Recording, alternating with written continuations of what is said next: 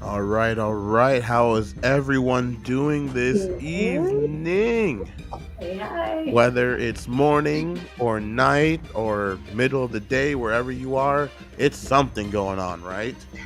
So tonight is a fun one we're having today. We are talking about independent films and independent filmmakers. And give me 1 second, because right before I introduce the group, I just got somebody who popped in and he's waiting backstage. And hello! Hey guys, Hey. What's up? Made it back to Minnesota. back here in So- Minnesota, eh? Minnesota. Yeah. He is back. Oh, So it was a great weekend. We were out filming the Red Huntress episode 2. And today we have a nice little squad today for our thing. So as everyone knows, tonight we are going to be talking about independent filmmakers and their projects. We're going to be promoting people's work and what the heck are the animals doing behind the Red Huntress?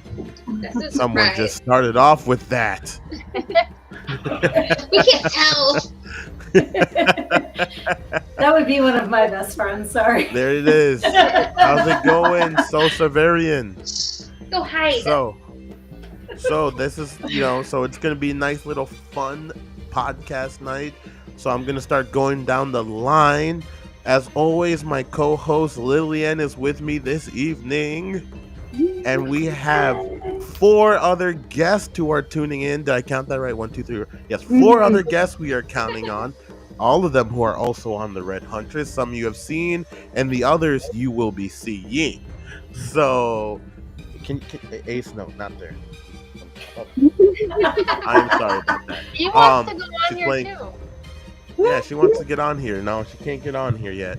The Hi, dogs are buddy. taking over. It's a she. It's a she. Misgendering him, her.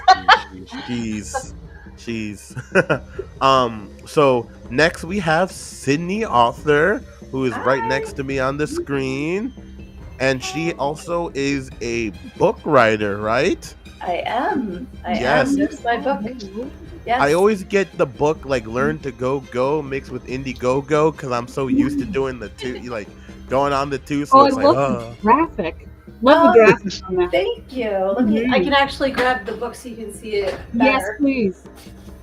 she will be Oh, is pulling that out the book. pole behind you too? Yes, I call it ma'am. a podcast room. So Yes, ma'am.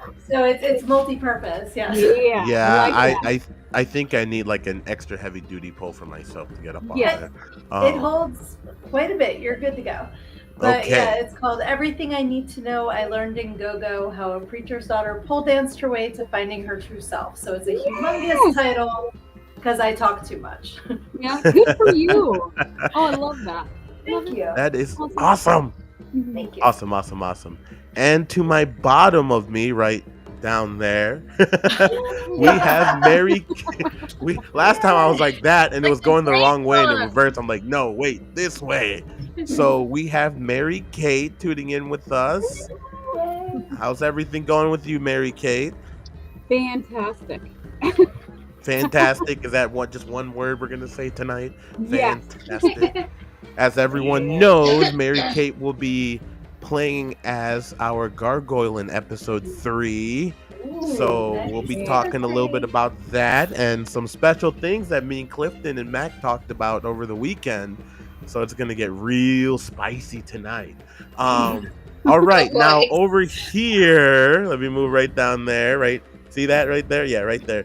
Right down in our middle center, we have the red. Everyone point! Come on, everyone point! The main star of the Red Huntress is right in the Don't do that. middle, Don't do bottom, that. middle center over there. Sammy Morningstar, how are you doing, Sammy? How are you this evening? How is five. your hair? How is your red look at hair? that. How is everything? High five. Oh, 5 times I'm that scared of down the way. low. Go up. You got to go high. Go Come in. on. Don't leave me hanging. I know, Come Lillian. on. There you I was go. gonna say, you gotta All do- right. It's Yeah. a great bunch, but we just need 3 more, Keith. We do. 3 Yes. more above. Yeah. Oh, I think next time we'll have more, and then I'll do did it. Yeah, Here's yeah. the story. Me. I'm about to cast the Red Huntress, who is gonna look like this. You know what? They'll I'm be in our actually. outfits, all scary. Here's what I'll do next week. On our next one, I think Christmas will be right before, right? Are we gonna Yep. catch Christmas one more Monday before Christmas? I will get enough people so we can do the Brady Bunch, and I will write a parody of the Red Huntress with the Yeah. Brady Bunch. Okay, Yeah. that's what I will Sammy tell has to know everybody. that she's Alice. Yes, so Mhm. we are going to do that. All right. So we introduced Sammy. How's your day going? How's your hair red? Tell me what's going on. It's going really, really good. It's still red. It's still red. It better still be red because we're gonna have problems if it's not red. Okay. I mean, I do have a blonde movie coming up. I know, it's my favorite. Oh, you better put a wig on. I'm telling you this now. You better steal Lillian's hair or Mary Kate's hair, or you're gonna end up like Combine Clifton. the two. And to our far right, everyone point over to our far right. Oh no. Bring it back. You right there. On our bottom far right, we have Clifton, also known as Apex. So Clifton, how are you doing? I know we just seen each other like not even 12 hours ago. How are you doing? Right, from Illinois to Minnesota.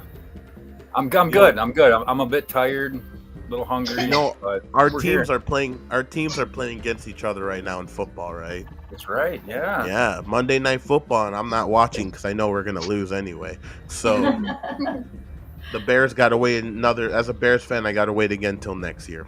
Yeah, big woof. I'm used to it. So, all right, now we got everybody here. I don't know what I was gonna say. Boom. Actually, I knew I was gonna say. Pop up a comment because I wanted to run that through. I wanted to know, ever since Sydney told me about the show, is Sammy's real last name Morningstar? Sammy? Not where yet. you at? Oh, Not yet. Not yet. Not that's yet. a You great heard that. answer. I Not- love that answer. No, she is Alice Strawingberg for right now, okay? Oh, I'm just saying, being in the horror show actually related to the original Morningstar who felt. That is why Yeah, I chose actually, it. okay, because I Oh. did remember that. That's actually, that's Yeah. awesome. Because I was like, that sounds like something familiar because Mac likes watching the show Lucifer. So, Oh, that's my man crush. that's your man crush? What happened to Brad Pitt? I never was a fan of Brad Pitt. Oh gosh. Oh. So, all right. So tonight we are going to be discussing about not just our films of the Red Huntress, but we're going to be talking about everybody else's film this evening. And so here are the rules how we're going to do this for this evening. I have people who turned in their cover photos of the projects that they're working on. We'll be doing check-in, so go ahead and check in the comments right now, and say that you're here, who dropped their poster in there, and then we'll be discussing it. We'll be asking you questions about the project. We'll be looking at your Indiegogo, and yeah, we'll just be asking you questions for here. And if you have any questions to one of us from needing advice from an acting point of view or a directing point of view or whatever, this is the great opportunity. That's why we're here today. My mindset is always competitions at the bottom and collaborations at the top. That's my number one thing. And because out here in this industry, everybody's always competing against everybody. And it becomes so bad where people start hating on each other. They get jealous. And why did you cough during that, Sammy? You coughed at the wrong time. What's going on here? You got some issues?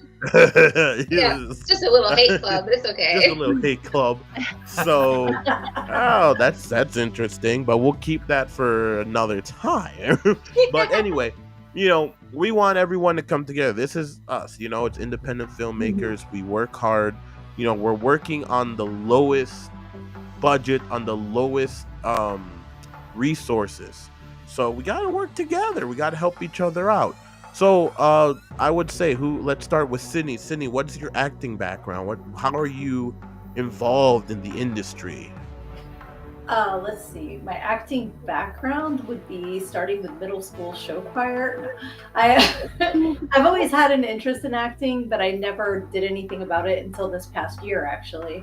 I got a couple extra spots on independent film, Stelco the movie, on actually a trauma film called The Power of Positive Murder. I just had a little extra part on that, and then I got my first role in an indie film called Curse of the Ghostwriter, and that's going to be coming out soon. Let me see what else. There's another one I'm not sure I might get cut out of, so I'm not going to mention that one until I'm in it. But then through Reaper, I found out about the Red Huntress, and I saw the first episode, and I fell in love with it, and had to reach out and see if I could be a part of this because it looks so awesome, and everything that I've seen that we've done so far with episode 2, I just cannot wait to see what it looks like when it's done. Awesome. Yes, there's some really gruesome scenes for poor Sydney. We have some pictures of that. Yeah. Oh, So- is that her eyeball? Was that your eyeball? That was, Yes, yeah, that I was her. sent the picture to my family because they were doing cookie baking that weekend, and I had to be like, I can't make it because I'm going to Chicago. So I was like, I think I got something in my eye on set, and then I sent them. They said Nasty. Oh my god. Sydney's been on TV. I was on a game show in middle school, and I won everything. Oh, really? Oh, Yeah. Awesome. on Nickelodeon. Yeah, it was called Think Fast. I was in the audience Oh. for Double Dare, but I was on Think Fast. Awesome. That's Oh my God, awesome. that's so That's cool. really cool. Yeah, that was a lot of fun. Yeah, Lucky gets to be on Nickelodeon. Like, man. It was great because Back when it one was thing. good too. I'm sorry. I said back when it was good too. Exactly. Nickelodeon was good. Yeah. But that's one thing that I've learned. Like anybody that wants to get into acting or wants to do anything, say yes. Like I waited until I was 49 years old to do this, and you didn't miss the boat. Like I waited until my kids were adults to be able to give myself permission to follow the things that I want to do. And this year has been fantastic. Like I've just been trying new things. Give it a go. If it's not your jam, well, then at least you tried it. But reach out and see who you can connect with and be willing to give it your all, because success is not pie. Just because somebody else is doing it doesn't mean you can't do it too. So get out there and say yes and enjoy yourself. We only get to go around once. Beautiful. I agree. I 100% agree. How about you, Lillian? What started you? How did you get into how did you come across the independent filmmaking world? Well, as a kid, I used to play adventures. Like I liked doing like pretending like I was in an action movie. So I would just play with the neighborhood kids and like act like being like chased and stuff like that. Just like Sydney, I kind of I always wanted to do acting, but I let I struggled with mental health issues like depression and such over the years, and I let that kind of hold me down or whatever, or keep not. I kept talking myself out of doing the stuff I really wanted to do, and then finally, back in 2011, I had a friend of mine who I had I had interest in writing, and he trusted me to look at his script years ago, and he's like, oh, give me your thoughts and stuff like that, and I did, and then we kind of lost touch, and then we through Facebook, of course, we reconnected, and I saw that he posted a thing about, oh, my film that I wrote is going to be screening at such and such event. I'm like, you know what, I should go support it. And I went and I saw it. And then I got introduced to people in the film industry. Willie Atkins, I don't know if any of you know him. Oh, somebody named Willie Vodka is here. Oh, he's a good clown. Willie Vodka? As soon Does as he you have said a golden- bullying, it came up. Does he have a golden ticket? He's the greatest clown in the business. Sorry, guys. Willie Vodka. Stop. Let me put him up here. Hang on. There it is. Willie Vodka. Hello. Welcome Meet to Cherry our- Vodka. Cherry vodka.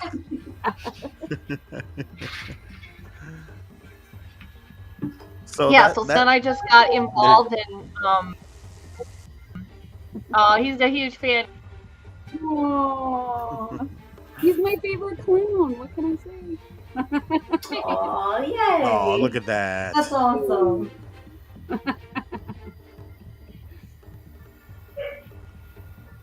I'm sorry. But I'm trying yeah, to so share. then Some, I just got involved in the independent film stuff through that. That was kind of like my point of entry, and then I just started doing a bunch of stuff.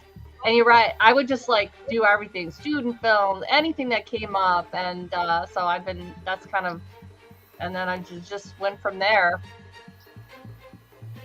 So there you go. And now you're doing acting.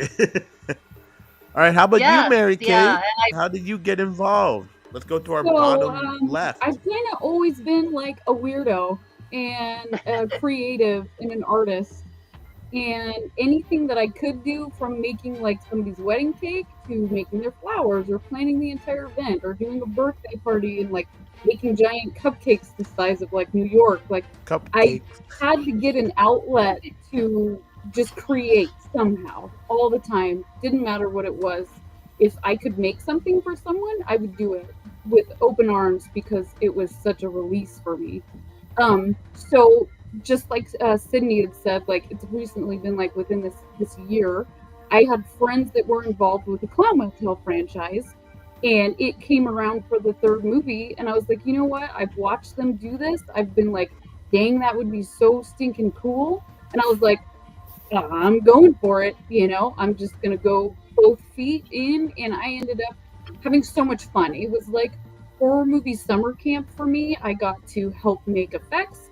I was in the movie.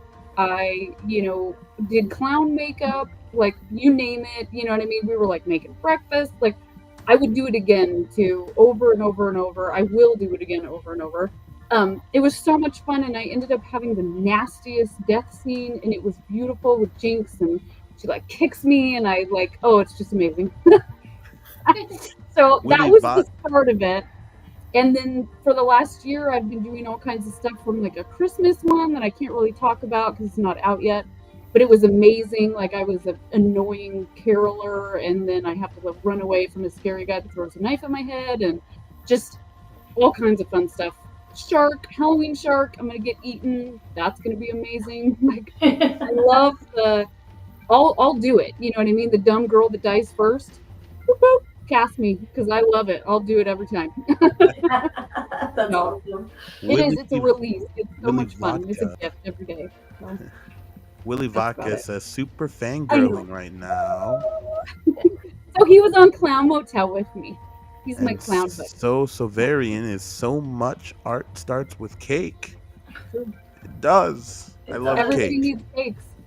Especially dark chocolate cake. I really like dark chocolate cake. That's good.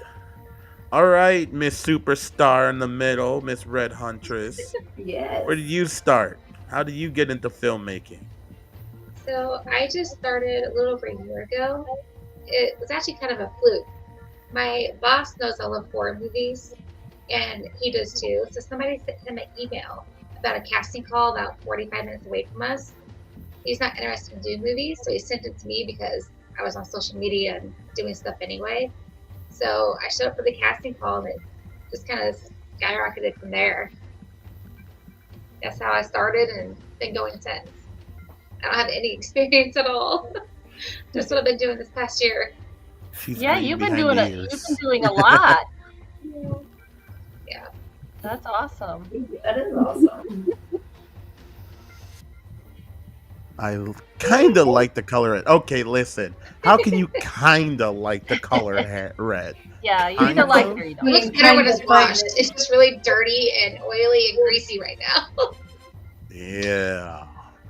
And we also have someone new on here, Darth Von Oh, Pokemon. I know who this is. You can literally do the rat. Humpty dance. Hey, All right, hey, I'm going to reveal the inside joke about this. So are you going to do it? Or are you going to do it? Or are you No, going to no, no. Okay, so I love doing karaoke, and we've had like several karaoke parties at our house. And Chris is a regular goer of these karaoke parties, and it's an inside joke because he sings the Humpty Dance in Okay. karaoke. So, and we That's always so ask great. him, do the Humpty Dance.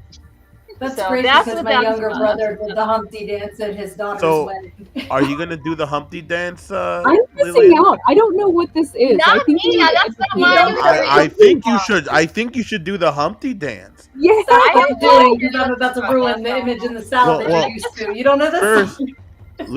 Lucy Resident says hello, hello, welcome to our chat. Hello. We're talking about Lillian about to do the Humpty Dance for us because our Oh, hell no. fans would love to No, see Chris that. is. He's got to call in and he can sing that. And- the Humpty And Willy Vodka, I have $5 $5 on a Humpty Dance. How You do see that? $5.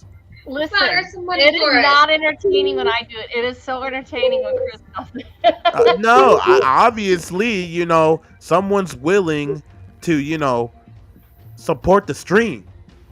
And the $5 if Lillian does the Humpty Dance. I will haunt you with this, Lillian, because you have to do it. You know what? I propose definitely one of our streams, Keith. It's a karaoke stream. A karaoke stream. Yes. So fun. Yeah. Oh my god. I don't know. People are laughing. Someone said episode 3 twist. Maybe. Should we have her do the Humpty Dance? I can see your Before she like kills it. someone, do Right, Humpty right. Dance. We're waiting, Lillian. We're waiting. I don't even know how it goes. Let me put it this Well, way. just There's try virtual it. streams Just- all the time. Just do the Humpty Dance. Just try it. What do you think the Humpty Dance looks like? Just try it.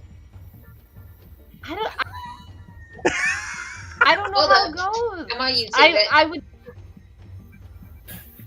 So is it a song?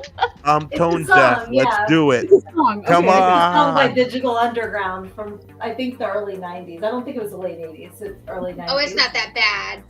Okay, come on, Lillian. Do The it. song's amazing. If I have the words, I don't have the. Okay, what's the lyrics to it? What, All right, stop what you're doing because I'm about to ruin the image and the style that you're used to. Oh! Take a little. Oh, nice. Yes. Oh! Google Go it. ahead and do it. Everyone, okay, I gotta does hear the everyone in the music comments, with it. I'm you typing can pop it. the music out real quick and do the Humpty Dance. Everyone is saying to do How it. did- Chris, To I'm Lily's afraid being you're going to too get pinged humble. for copyright. Because I got No, pinged as- playing Lillian is music being online. too humble. Yeah. You don't have to play it. You just have to have it going on in your head. Just kind of just do it. Just show it. You don't have to do it long. Just do it. See, I don't know See? Oh my gosh. It is I'm a putting dance, that- or it is a song. That's hilarious. We want to see her do the Humpty Dance. The lyric that goes, is a- I look funny, but yo, I'm making money. See, other world, if you're ready for me, now gather round. I'm the new fool with town. My sound played down by the underground. Perfect. Oh, man. I'm spunky. singing and it I'm right You're now. getting called out, Lucky. Lillian. You're Yep. getting called. Let Sydney do it real quick. Dude, I'm just not do doing the whole a few. Humpty No. Dance. Just do a verse. Yeah. Okay, you have to Just the do a oatmeal verse, part. and Lillian will do Oh, the you dance. want the That's right. real part? Wait a minute. Let me Yeah, get just it. do the verse Oatmeal because we're part. not trying to get It's copywritten. So just do a crazy. quick Come up verse backwards and put have this- this one. We do not own the song Not in to the right Humpty song, Dance. We yeah. don't own it, okay? Oh my We don't god. own any of this. No, This is just no. Sydney's spin-off version of it. I And don't Lillian's think it would dance. be allowed because it's karaoke. But I don't know. Maybe, It's yeah. beautiful. It's so funny. Yeah, it's just, I like to rhyme. I like my beats funky, I'm spunky. I like my meal lumpy, I'm sick with this. Straight gangsta Mac. But sometimes I get ridiculous. I'll eat up all your crackers and your licorice. Yo, fat girl. Come here, are you taking this? Yeah, I called you fat. Look at me, I'm skinny. You want me to keep going? I know this song. No. We'll take a break right there. She's like, I was born ready for this. I didn't know if we could talk about the bathroom and all that. So, Oh, that verse I song. guess Willy Vodka had enough with the karaoke Humpty Yeah. Dance. I scared Willy Oh. Vodka away, sorry. You scared Willy Vodka.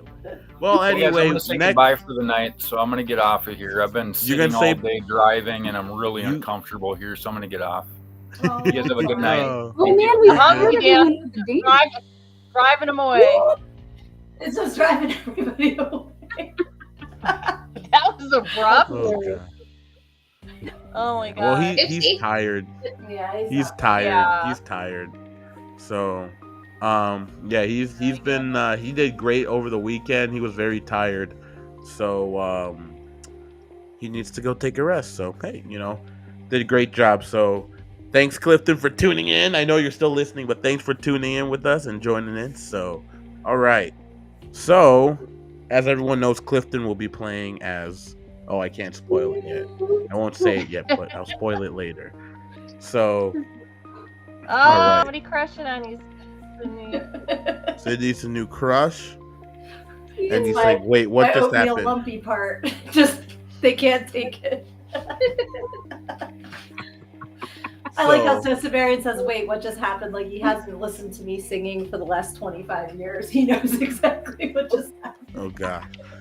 So basically, Clifton was out filming. Clifton was filming with us over the weekend, and he just got home, so he had a long drive. So he needs his break. So I don't blame him. I would be tired too, but he made time for us, and he came out. So that's all I'm happy about. So he needs his rest. So. All right. So, moving forward, we got, let's see. We are going to show a little bit of the Red Huntress, just a little bit. For those who tuned in for their videos or promoting their videos, please jump in the chat and check in before I can talk about your film. So if we have questions and stuff, we can tune in. But this is some of the screenshots that we had from last filming that we took. So I look so pretty. You do. I forgot to say viewer discretion is advised. So Oh man, who does your eye makeup, girl? God, it's so good. That's just a little wet and wild. So Maybe she's born with it. Hilario was our special effects person. So He did he's an amazing job. Bravo. yeah, he did a great job on that one. So we also have Ronnie, who's playing as our goblin. Little meet and greet with the Red Huntress and the goblin first time. We also have Erica Over, who played as the goblin here. Makeup was just great. Incredible in that picture. It's so badass. I love it. Sammy actually had a hand in it too. She did some makeup work, so she touched in there. Yeah, she touched in a little bit of it. And of course, here's me and Sammy over here. Love it. So, I really like this upcoming picture right here, because when I was color grading it, I was really trying to make sure that, everyone in the first episode, like when they watch it, a lot of people are like, not a lot of people, but a few people are like, hey, it's a little bit dark. It's, for outdoor scenes. Can you make it more poppy? And I wanted to go with like that old school, Van Helsing look, but I realized maybe that's not the way to go for this one. And let me switch up the color grading a little bit. And I took all that criticism and I made it work, especially this shot. I really was able to find a right color grading for her hair to really stand out with all that stuff. So it came out really awesome. Yeah, the color grading is great. Yeah. It's awesome. So it was great. So it was a good. Darth. Oh yeah. So which one is you, Sammy? Which one is you? So I don't know. It's hard to find me. Right. all right. So we're gonna start doing our first film. Is Christopher Kaler on with us? Yeah, he's Darth Von Pokemon. Oh, Yeah. that's Christopher Kaler. Request for the Oh, Hunt. okay, Yeah, Christopher. Chris. Oh, okay, that's Christopher That's why I Kaler. called him Okay. Brad. Oh, okay. So that's Christopher Kaler. Okay, perfect. So we're gonna talk about Christopher's film. I'll pull it up right now. It's called The Boy with the Bluest Eyes. So I'm gonna go pull up on our. I know he commented on our post. Just give me 1 second. Here we go. All right. So the storyline of this is an elderly man struggles to recount the details of a boy's demise, but his memory might be selective by choice. And Christopher Taylor is the one who directed it. So, Chris, what made you come out with this story? Is it released yet? Is it still in production? Um, I wear glasses like Superman to hide my identity. That's what he said. So, is it what made you come up with this concept? What made you come up with this story to write, and what made you want to turn into a film?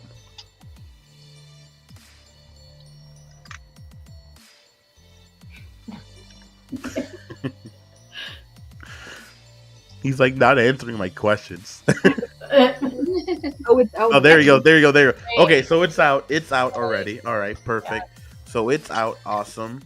So is it on YouTube, I'm assuming? Let me see if I can pull this up. Hang on. Go put this on here.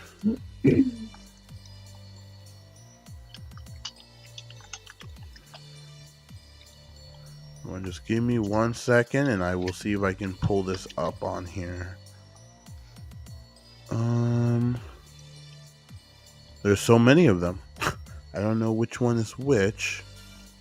But if you can send me the link, I can go ahead and put that up. And I can put on there. So he says a friend sent me a 2-person script. Okay. And then Scarlett just jumped in. Hello, y'all. Chris, I bet that with it being a 2-person script, that made it relatively simple to make and cost. It was the cost. You kept the cost low, just having 2 people in there, I would think. I agree. Like, I mean, smaller productions are always easier to do. Like, I don't know how you do it, Keith, the logistics, because you've got so many moving parts all the time. I guess that's just because I'm crazy. So I'm just a crazy person when it comes to that type of stuff. So, but I'm not too. I mean, I think like always starting off with smaller. Like, I feel like if I wrote a small script, like a 2-person, it will be so much easier than what it is. But like, it's not about how many moving parts it is. It's how you deliver the story. It's how the story is written. You know, does it have somebody like get attracted to it? Is someone, emotionally pulled into it? And I really, when I look at the title, I like it. I like the concept of it. It cost me millions of dollars, hooker. Yeah, that's another running joke Chris has. He calls any of his female friends hookers. So. Oh, very nice, very nice. He always has. He must have a lot of friends. Must have a lot of friends. So that is awesome, Chris. So that is awesome, Chris. I know Chris has been on a few different sets. Is this your first film or is this your only film you direct, or I know you have more, right?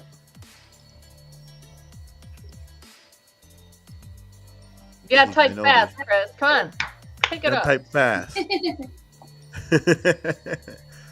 I can vouch for the fact that he has done other films. So. He has done other films. Okay, yeah, okay. I've been in a couple of them. So. All right. So that's awesome. I always tell everyone short films are sometimes the way to go, because it's just easier. It's sometimes you don't want to put the dedication and going so long. It's like a movie over a series. It's just people get tired from series. You know what I mean? Like after a certain point, there's so many film series out there that are running for like years and years and years. I watched Blue Bloods and they just ended like 3 days ago their whole like series, and I'm like, holy cow, it's years they ran that. So yeah, Chris. Show off. I've done more than everyone put together. That's crazy. Yeah, so I mean, it's you have to have like a drive because that's another thing is completion. If you're not completing your films, it's like, what's the point? I know a lot of people out there who write so many stories, but they can't complete them. They Mhm. always jump from one story to another to another to another, and they're like, "Come on, dude! Like, where's our where's it at?" I get when Yeah. money gets really tight, but like, you know, money gets tight, but stick with that one story.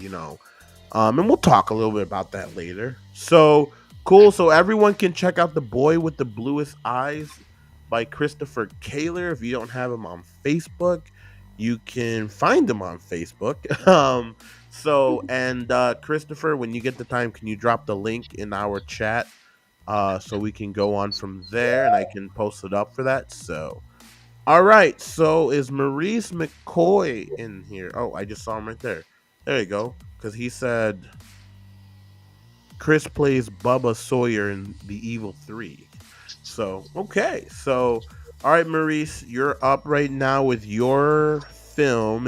I'm obviously thinking it's a movie. Um, Jason Escapes from Hell. So this is I'm assuming this is a remake, of course, of the Jason series. Is that correct? And I believe Sammy's a part of this, right? Yep. You are Sammy. That is great. That is great. That is great. So, Maurice, what's your is it released yet? I hear the dog answering. The dog's answering for him. Maurice is drunk. Maurice is drunk. As Lillian says, you gotta type fast. Oh, it's okay. There he is. There he Yeah, is. So it there's is. a delay. So it is Oh, out. awkward silence or awkward. Yeah. So it is. Okay. So where can we watch? Where can we watch it, Maurice? Or did you say yes, sir, to something else, or yes, sir, to it's out already? Pre-production. You're in pre-production still. Okay. Yeah. Cool. So how is that working out with everything? I know pre-production can be like the hardest thing. I don't know. I don't think pre-production's hard. I think pre-production. I think it's one of the most important things about filming because it's like starting everything off. And has any one of you guys written, like, actually like directed or like wrote a story or anything like that? Except for Lillian. Well, yeah, Lillian. So so how, Lillian, when you did pre-production, how was that for you? So for me, part of my problem is pre-production was kind of skipped over, and that would not be the best way to go, is skipping over that, because it requires more planning. Part of it was Derange evolved because it first had another director. There are all these things that I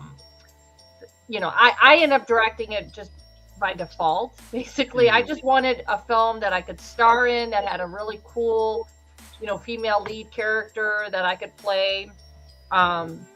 So I wrote it for that purpose. And I didn't want to direct it, but I had somebody else directing it. He couldn't do it at the time. He didn't have time or whatever, so he backed out. And then I had somebody else that was going to direct it, who ended up just being the DP for the project.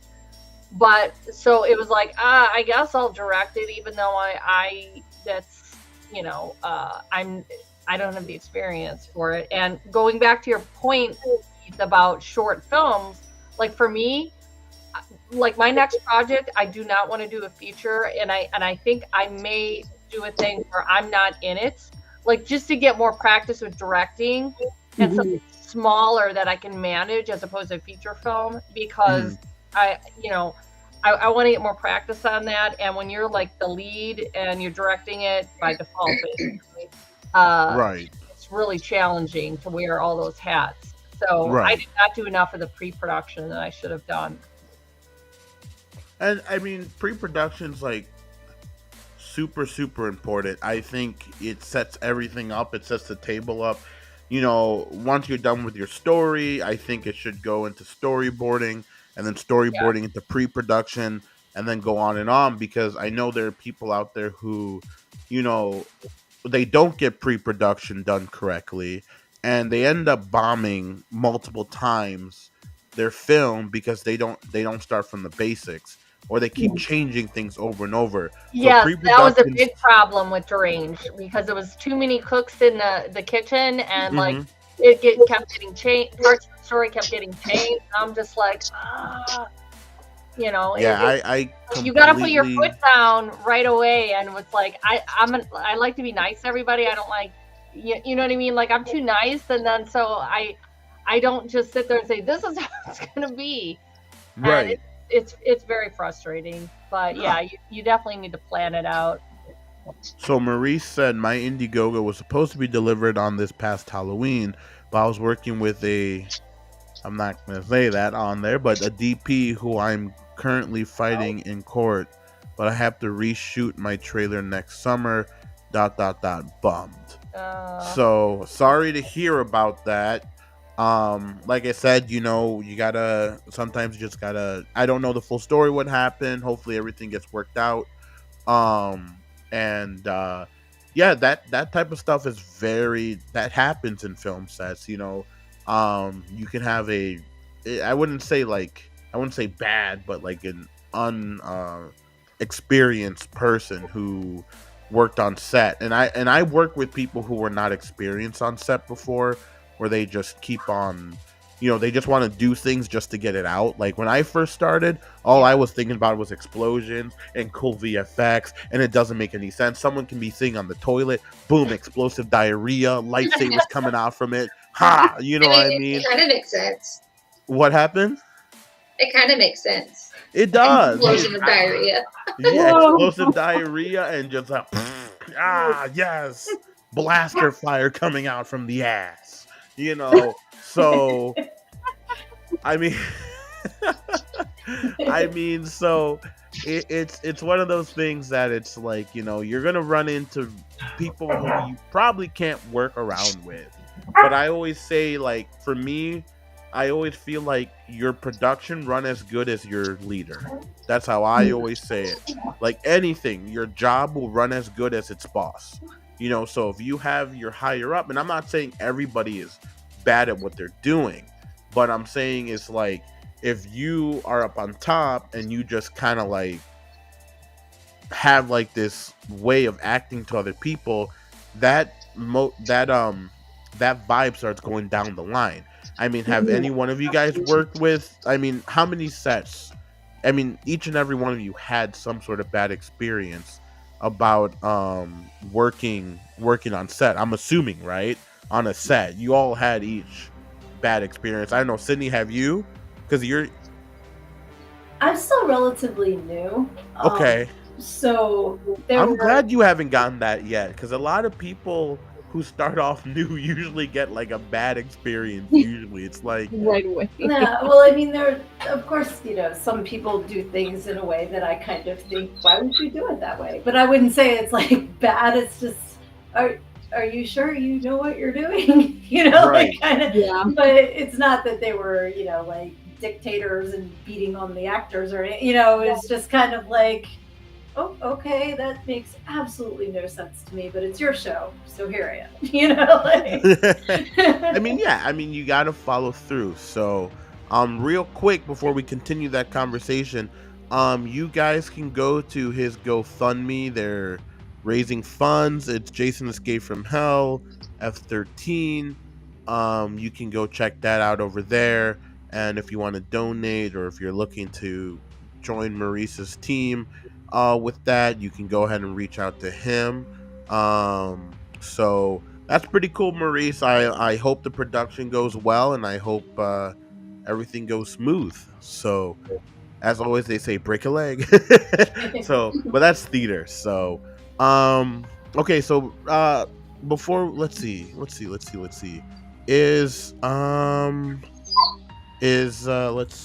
Ryan Barrett in the group chat. I'll give it like a 5 seconds, and then we'll talk about something else. I don't know if he's in here yet. It looks like you can collab with So Severian for your toilet effects. Yeah, okay, let's do something. Let's do it. Ass Blasters 2. This time it's personal. That kind of sounds like a porn. Oh my gosh. You are not wrong there. That's hilarious. Ass Blasters 2. We got to make it like an 80s vibe too. It can't be like modern. It has to be like 80s vibe. Where it's just like just walking in like, you know, they come in and it was just like it was a long. What will it be horror? Because that would be a funny horror, like a little like those comedy horrors. It's gonna be called Ass Blasters, and it's just one of those things where it's like they came in and whatever's in the stomach's like Alien, where they pop out the stomach, but it comes out your ass. You know, it's just like the giant turd. They're like, you know, Turd Invasion 2 or something like that, where it came out the toilet and started trying to kill people. You know? It's like the shit demon in Dogma. Oh my gosh. Yeah. It's like scary. It was like from Scary Movie. I think it's the second one or the third one when they made fun of The Exorcist, and the priest was in the toilet, and I'm like, oh my gosh. Let's see. He said it could be like E.T., the alien from the ass wants a friend. Ouch. You're just sitting here like, yeah, and you hear, Dada, Dada. What the hell? Look inside. I want to be. You're my new Dada now. Like, what? You gave birth to me. It's like, oh, no more Mexican food. Oh. But going back to films, does anyone like have an experience how they dealt with like a bad set? Like you're on set of a bad set, and you know maybe you didn't get along with the director, maybe you ran heads with someone in on the cast. How did you guys go about it? Like, you don't have to say names or anything, but like just something to have everyone know how they can go about that situation, because there's always that situation where it's like, I want to be a part of the film, but I just don't know how to bring it up to the director or someone about the situation. How would you have you been through an experience like that, and how would you go about it? With like unity, you know what I mean? Like, we had a situation like that where somebody was kind of trying to go rogue, and they did, and trying to take everything in a different direction and kind of go solo and be like, I'm the coolest and whatever. And the biggest thing to do is just everyone just comes together at that point. You know what I mean? It's a collaboration. If you want to be a part of that, that's super awesome. If you don't, then you've got to go your own way. And Godspeed, I hope you well. And that's what ended up happening. And everyone else came together as like a family, you know what I mean, in this film, because that's what happens. You spend so much time with these people. Like, I love everybody that I work with. It's such an amazing, like, because we're all weirdos, we're all those creative people that like are kind of like on the outer rim of their family, And when you put us all in one big thing, it's like you find your people. Yeah, I know what you mean. I call it like my film family. I love seeing. Yes, totally. I totally like, feel like I found my people. Yeah. So we just go with it that way. It's like, we're a team. We're gonna do this project till the end. We're in it to win it, and it kind of just like pushes the negativity out, and it's like, okay, you don't want to be in the bubble, don't be in the bubble. If you want to go be a big star on your own, go be a big star on your own, and I wish you luck. So, but it depends. Again, if it's an actor, it's a little bit easier than if it's like the director, you know what I mean? But that's kind of it, is just kind of band together and then get the project done. But no, 100%. I agree with that. Sammy, do you have any? You've been quiet over there lately. How about you? You had any bad experience on sets? She's like, almost every single one. I have so much I hate. It's like, I hate all of you. She's like, not till the Red Huntress. No, I'm just kidding. It's for like after the sets, not on the sets. I hate haven't had everyone any issues equally. on the sets. Pretty much, yes. But I've had a set that was like pure chaos, just like completely unorganized. I think that's the worst thing I've had to deal with so far. As far as like other actors, if I'm having a problem with them, I try to go to them first, and then if we can't figure it out, I'll go to the director. Just let them know there's stuff going on. But really, you just have to either spit it out or suck it up. There's no in between. Mhm. I agree. You know, and like also it's wow, I forgot what I was gonna say, but Paul just jumped. Be as professional as you can. You might have to work together, Yep. but that's it. I 100% agree with that, because you know, as I always tell everyone, okay, you go to your job, you go in there, you do the work. Get out of here, Chris. Sammy's a predator. Wow. Well, the thing is, too, like, one thing that I've learned in the last year is that there's a humongous spider web of people that are all connected. Oh yeah. And you never know when you're going to have to work with somebody again. So, like Paul said about being professional, you know, that's all you can do, because you might be on a set with them again. And if there's bad blood, it's just going to make your Absolutely. life harder. So, Yep, absolutely. So Scarlett said we had one guy keep hitting on all the ladies.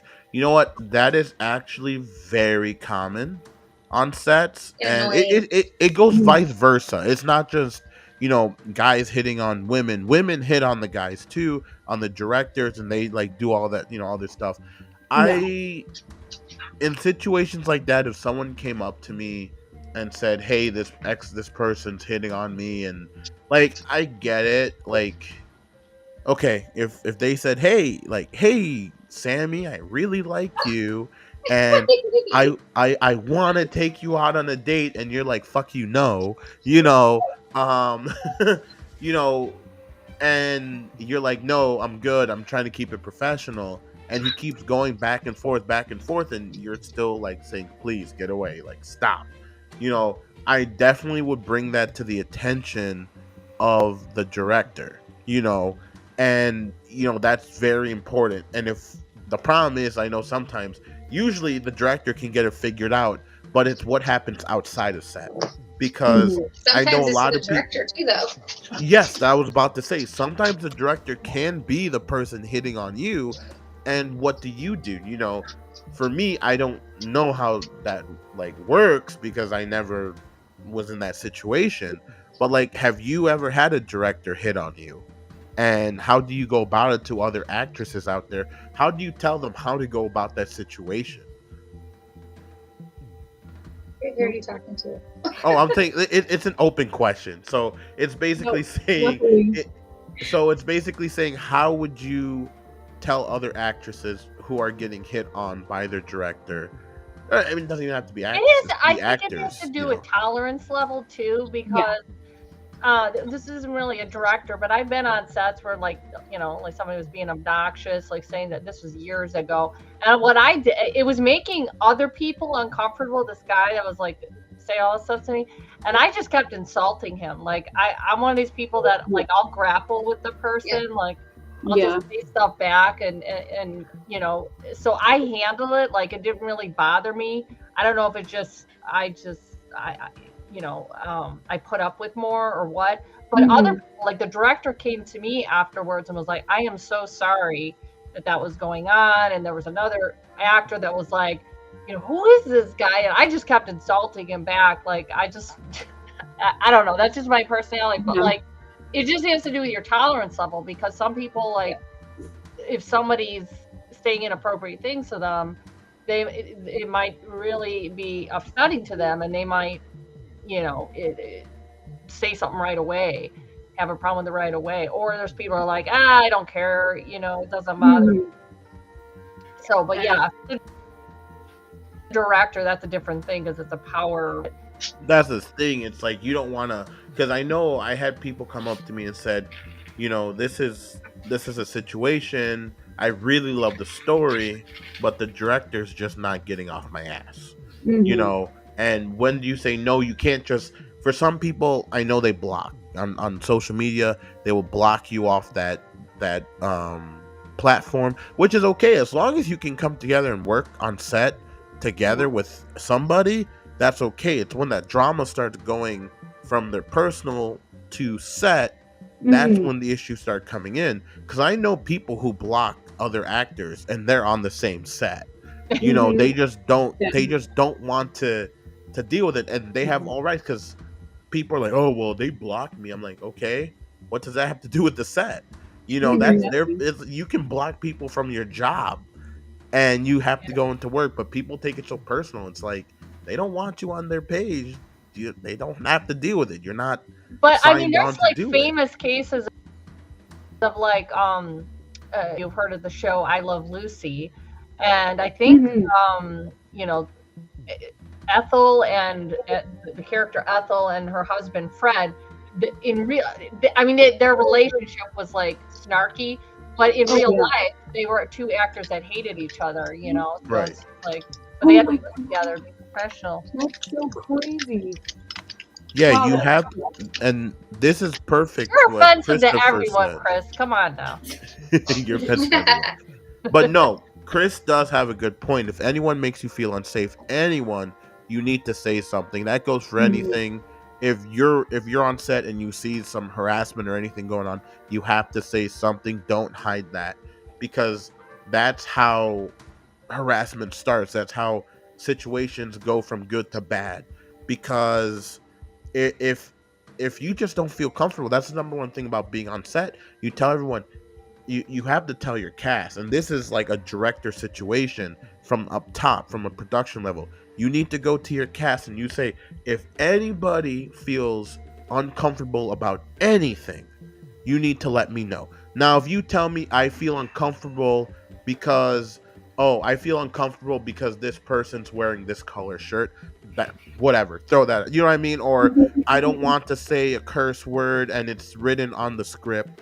Yeah. Oh, okay. You know, but we're talking about actual like uncomfortabilities with people doing stuff to you, creeps, weirdos. The list goes on and on and on. So, but no, Well, you like, have to. I feel like even as a director, it sets a bad precedent if you just let it go on. If you're the director and you know about it, it's good to clamp down on that, because it can reflect badly on you and your production if it's like, you know, somebody, you know, saying bad stuff during the production. That's making somebody feel uncomfortable. And then, so Maurice just made a comment in the group chat.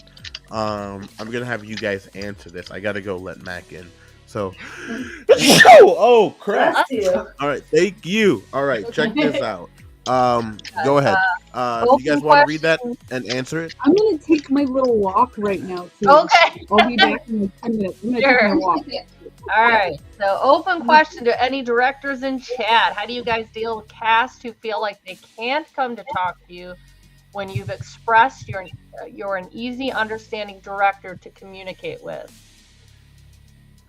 Well, I mean, some people, I feel like some people are not good with one-on-one discussions or verbal discussions. So maybe, you know, in writing, sometimes I feel more comfortable, you know, just writing, communicating my thoughts to someone, because I know, like, in the heat of the moment, you know, I might get flustered and, you know, not say what I really want to say, because I'm like thinking inside the other person's head, like, oh, what are they thinking of me? And, you know, so maybe like suggesting that they do it in writing. And then plus you also have a record too, that you know, on this date you brought it to, instead of just saying, somebody can say, oh, they didn't say, didn't tell me any. Yeah. I'm gonna read this question. I just jumped on. Open question to any directors in the chat. How do you guys deal with a cast who feel like they can't come talk to you when you expressed you're an easy, understanding director to communicate with? I'm going to tell you straightforward with that. It's never going to be, you can't just say it to people. You can't just go up and tell guys, I'm an easygoing director. I'm chill, right? Actions speak louder than words, and you need to show that cast that you are that type of person. And sometimes by that is I know directors who go out there and yeah, they say all the nicest things, but the actions show otherwise. You know, if you're wasting actors' time on set, if you're wasting your time, you're just wasting production value and stuff like that, they won't earn that respect. But sometimes you'll just have casts who are just like, I don't care. Like, I just want to come in and work because you have to remember you're making a, I guess you could say some actors will come in and they want to make friends with their directors, they want to, you know, get that communication with them, but also at the other time they don't want that. They just want to come in, they want to work, they want to go home.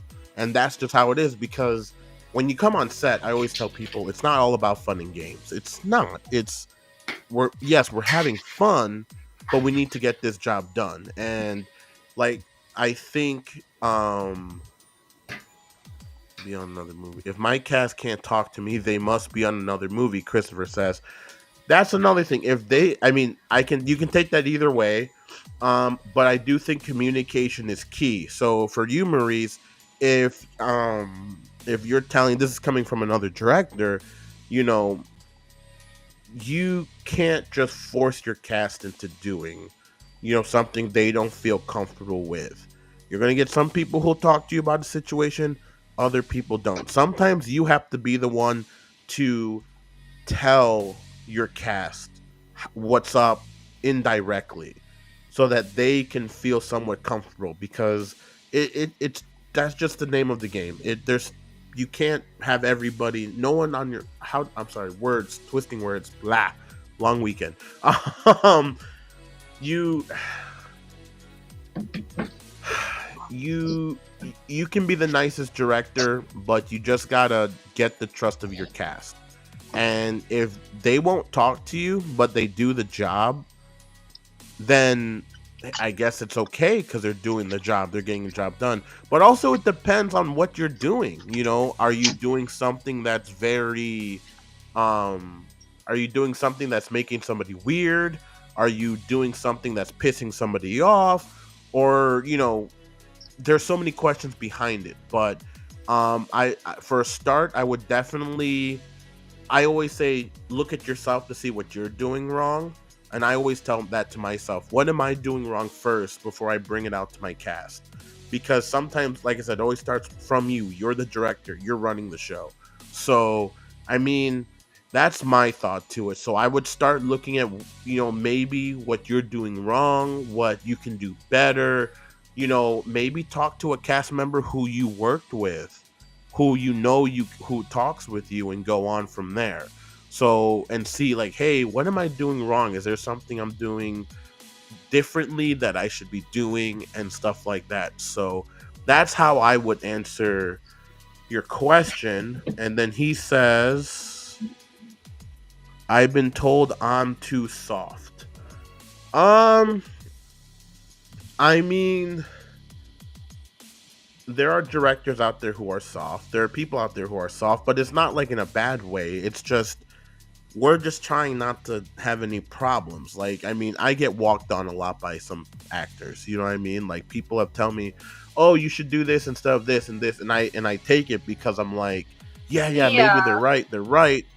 And you just kind of, then you have other people like, dude, you're getting walked all over. You know, I can relate. No, it's a delicate balance, because like as a director, you know, it's hard because you want to please everybody sometimes. You know, it depends on your personality, obviously. I would say, put myself in that category. It's like when I was in charge of the production, it's like, you're trying to balance so many people. Like, you know, you want to get people out of there. You know, people don't want to wait around, and then inevitably somebody ends up waiting around too long. And you're like, why did I, you know, do that? Have them come that time. Yeah.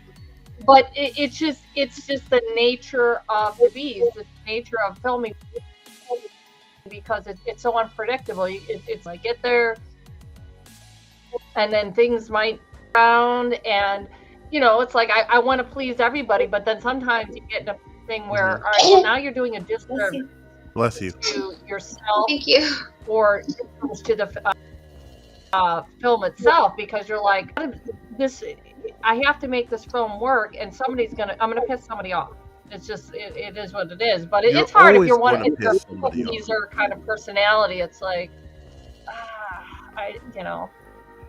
But see, you have to learn how to your actors comfortable and respect everybody, and it's, There's a difference, Maurice, between being soft and being respected. So you need to learn how to be respected by your cast. And again, if that means when you go on set, let's say you go on set and all you want to do on set is just bullshit and just do nothing, right? And waste everyone's time. You're going to lose the respect of your cast members because they're going to tell you, hey, guys, we're actually going to do this. And they're going to look at you like, yeah, okay, like that's ever going to happen. So what you have to do, if someone's telling you that you're too soft, you really need to put your foot down and say, no, we're doing it this way. We're doing it this way. We're doing it my way because this is how we're doing it. You're on my set. You need to take control of your set, because when you can't take control of your own set, there's a problem and you shouldn't be in that field. So that's how I always tell people. I learned that the hard way with myself, because I went out there, and when I first started filming, I had people walking all over me saying, well, I know better than you and I know this. And then it turned out to be not the Keith film. It turned out to be everybody else's film. But also at the same time. And then everybody wants to give their input too, like on how certain things in the story should go. And it's like a collaboration of sorts, because I don't know everything. Mm-hmm. There are certain things within maybe the story and plot that, like, oh wow, I didn't see that. You're right, that doesn't make sense. And somebody can give their input and such, but then there's a point where you do have to draw the line, because you're going to get everybody saying, oh, you should do it this way, you should do that, and it's like, stop, I just, let's do it this way. This is the Maurice McCoy show, not everyone else's show. So you just have to. Personality that. Oh, I'm sorry, Keith. Go ahead. No, continue. I was just going to add that, if you're somebody that is open, you're like, oh, I'd love to hear your ideas. Yeah, that's a good idea. You have to know when to close that door, because then it gets to be like, it's bogging this thing down. We're never going to get this thing done. I mean, we could sit there and find flaws in every scene and everything that, like, oh, we should change this, And my advice to you, Maurice, is, let's okay. So you had issues with your DP on the Friday the 13th thing, right? You had issues with that, right? Okay, you have to know, first of all, it sucks what happens and stuff like that, but when you start, how would I say it? How long have you been working on that film? That's my first question. How long have you been working on it? And because we're here to try helping everyone as much as we can to make them better at what they want to do, at what they want to be, because sometimes you have to just get on somebody's ass and say, listen, I'm gonna give you a wake-up call right now because I want to see you get better. And that's what we're here tonight. We're trying to make people get better at what they have to do. We're not experienced, but we just want to put our 2 cents in. And as I always tell people, you can take it with however grain of salt you want. You can brush it all off, or you can take it in and maybe change your ways of doing things. But so how long have you been working on this film? Because I know I've seen it out a little bit before, and I know it's been out for a little bit but hasn't been completed. So how can we help you? Like, what do you need help with? Like, what is what's a good term, Lillian? How would you say it?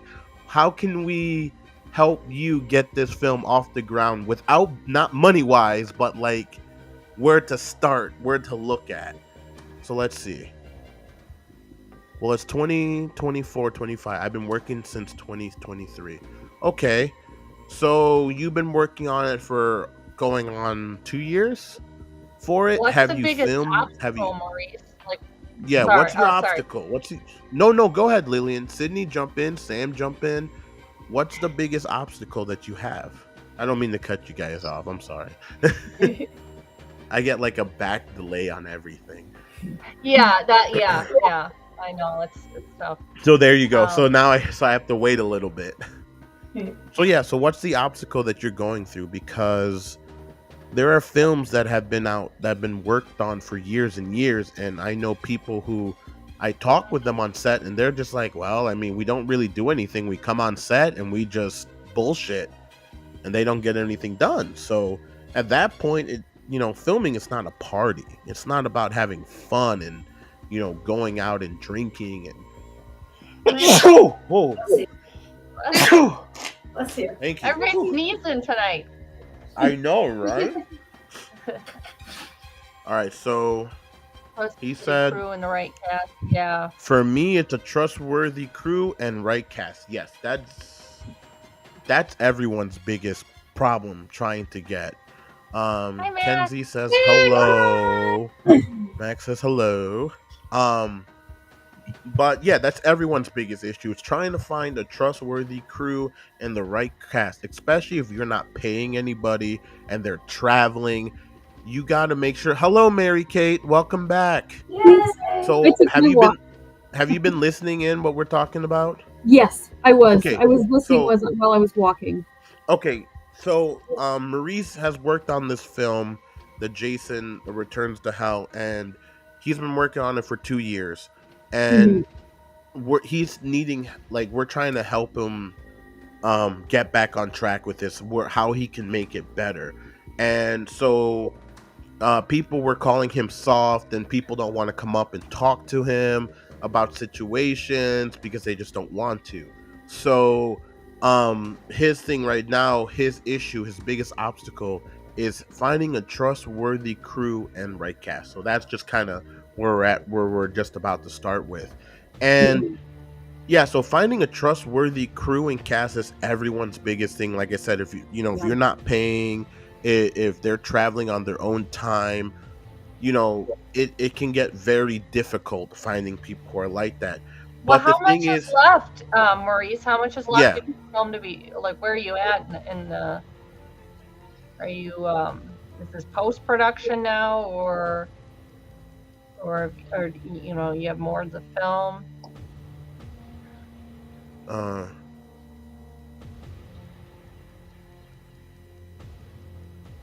Whoa! So all right. Chris I just- won't. So just I'll. Not Okay. mincing So words. right. Okay. So I'm gonna reword it, in this way for what Chris says. So he said, Maurice, you've been working on this movie for years, and you are all about promoting the idea of it rather than doing the work on it, making it. Stop trying to be a brand. Okay. So that came out pretty rough, but like I said, we're here to work with each other. We're all here to collaborate with each other. So basically, if that's how it's going, if that's how it's going with you, Maurice, where it's all about promoting and not getting, not filming, then I get that's an issue. He's like, don't reward me. This is my podcast, buddy. I can reword whatever I want. So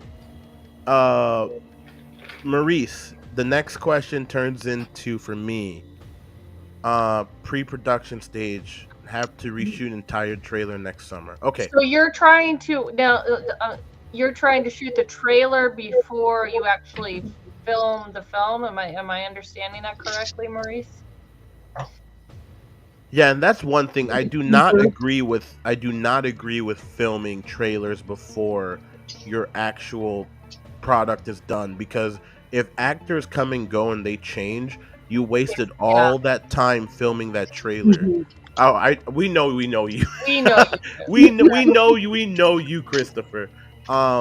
So yeah, I hate it when people film their trailers first and then they go ahead and they film the production, because it's like, what's the point?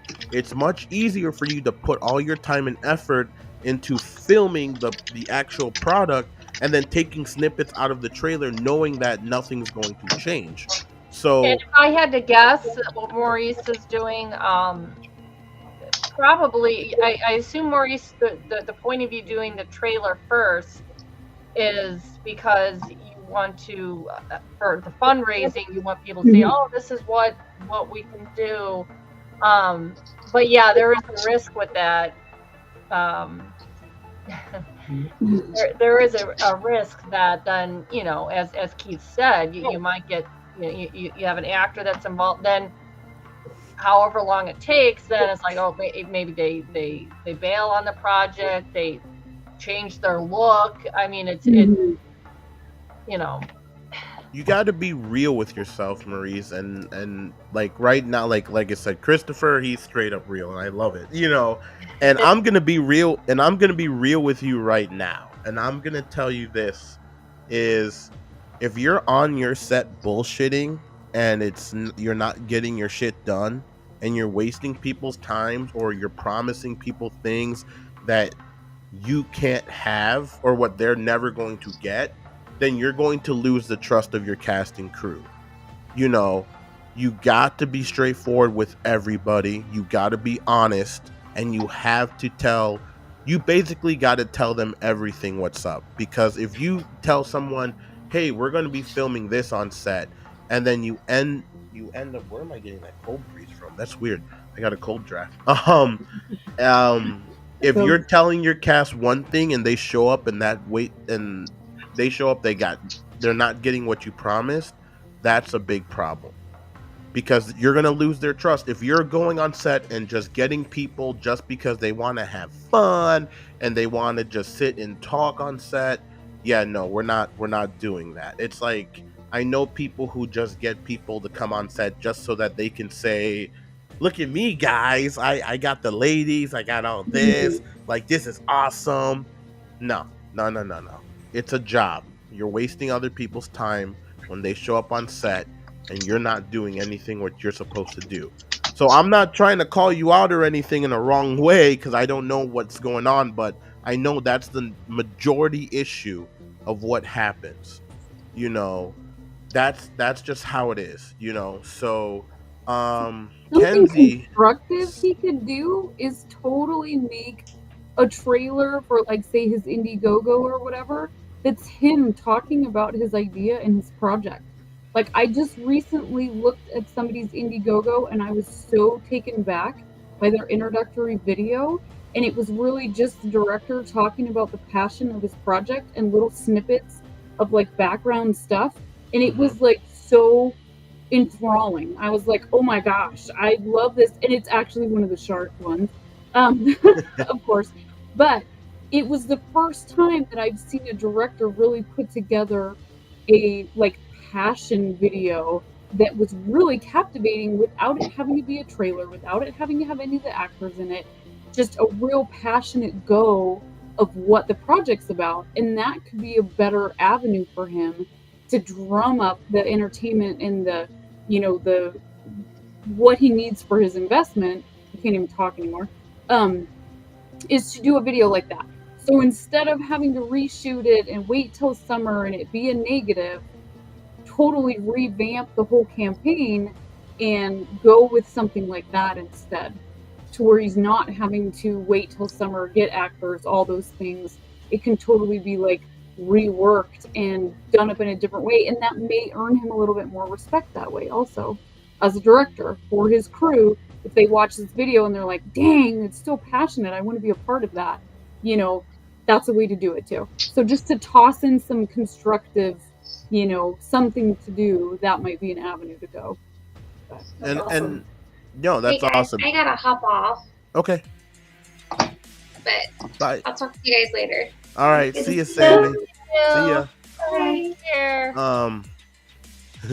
So, no, and that's great. I'm glad you're not thinking none of us are calling you out, because we want to help you. We want anybody's film to get better. This is why we're here. Yeah, I really think if you've been doing this, and to bounce off Mary Kate, I mean, put your money, what you have right now, into your fundraising, into what it looks like. You know, take the time, set up your pre-production, look at what makes it interesting. You are playing around with a really, really touchy field by doing a remake and a fan-made film. When you start getting into fan-made films, you are really, really playing it with the fire. So you got to think to yourself, Maurice, what makes other people... Why would I want them to donate to me? Why would I want them to give something? Because people already have a hard time going on Amazon watching a video for $3, and they're like, is it going to be worth my time? Let alone go to a movie theater and spend X amount of money. So you have to do that. Also, you got to look at your reputation, man. You got to look at the stuff that you put out there, because people will do research on you before they even want to put something on it. Even though you had a low budget film and you're working on things, if you have a bad rep with some stuff and they're like, I don't like this, or you had a bad rep with like majority of your cast, people are going to find a way to spread that word around, and it's going to ruin the chances of you fundraising. I saw your fundraiser. I'm looking at it right now. And I seen you raise $591, so it's 10%, and it's six. You're trying to get 6,000 for your goal. So, I definitely think like it's just, to be honest, it's bland. It's bland, as Gordon Ramsay says. It's bland. You need because Lily and Sammy always start giggling. Chris says I can't be on be on Keith's test because Lillian and Sammy keeps it. Yes, they giggle too much. So, you gotta be interesting. When I did the Red Huntress, actually, I'm not even gonna get into Red Huntress. When I did Fate Forthcoming, the original, I only raised $300 the first time I did it. Why? Because my thing was bland and nobody liked it. Okay. Moving forward, I did Shadowmere. Okay. I raised, I think, $500. Okay. Cool. I went up 200. Then I went to the Red Huntress and I started raising a lot of funds for it because I knew I can't keep this boring. The way you write things, the way you lay things out, pictures, put your money into that first. Because I'm going to tell you, if Lillian, Mary-Kate, or Sydney goes and says, hey, as an actress, I'm going to go look on this person's page, and they see just one picture of Jason. If they just see this on your GoFundMe page and just that and a few little paragraphs, I'm not going to jump on board with that. Great idea, but it's just not enough for me to be convinced, whether it's worth it or not. So, I mean, I don't know if anyone wants to jump off from that. I know, Sydney, you've been quiet a bit. I mean, Sydney's been agreeing with everything. She's just, yeah. Yep. Well, I don't know from a director point of view, but I know from my own point of view, social media, you have to find what's going to stop someone from scrolling. So if you talk about your history with the franchise and what it is about it that connected with you, that you want to make this fan film, you can get people on your side because, hey, I feel that same way about that and I want to support this guy because, so it's not only the movie, but it's you and how you portray yourself so that you're attracting people to your project. Because think of the thousands of things that we all scroll by every day. So what are you going to do to make somebody put the brakes on to even give your project a look? Yeah, I mean, we're not dealing with a easy task at hand. Any film, it's a gamble. You're going to gamble your money. You're gambling other people's time. Lillian knows about it. You're going to have to take loans out. Yeah. Try not to do that, please. Yeah, I was just thinking that see, the problem is too, there's so many of us that are making films because it's so easy to make make something that everybody's doing it. So everybody's like, fund my film. And it's like, it's good to like try and crowdfund, get what you can. And every little bit helps. But you have to be willing, if you're the person, the filmmaker, if I don't raise X amount of dollars, I'm either going to, scrap the project or just, I'm going to have, the money's going to come from my own funds. I'm gonna have to come up with money. And to just rely on crowdfunding is one of these things that's like, there's too many people that are trying to crowdfund for their films. So and I've told you this before, Keith, for Deranged, the director that was on it previously was like, oh, you need to do it on it. I'm like, oh, I hate asking people for money because most of my Facebook friends either don't have a lot of money or they're making their own projects. They're raising money for their own stuff. So it's like, and so I begrudgingly did it. But it's like, I'm aware, like if I post something, it's like, I know like, you guys are all trying to raise money for your own project or don't have a lot of money either, and it's like, you just have to go in there knowing that and not rely on, if you're going to do a project, you have to prepare to like fund it out of pocket and not just totally rely on crowdfunding. So it's a delicate balance because obviously you want to have like people support your film, but sometimes you just gotta like, all right, well, I'm like with me, I was just like stubborn. I'm like, I am finishing my film. I don't care. That's where the problems happen. That's the way I would be too. I'd be like, hi. Like at the end, it's just my hands. Like I can't afford to do anything else. It's tough.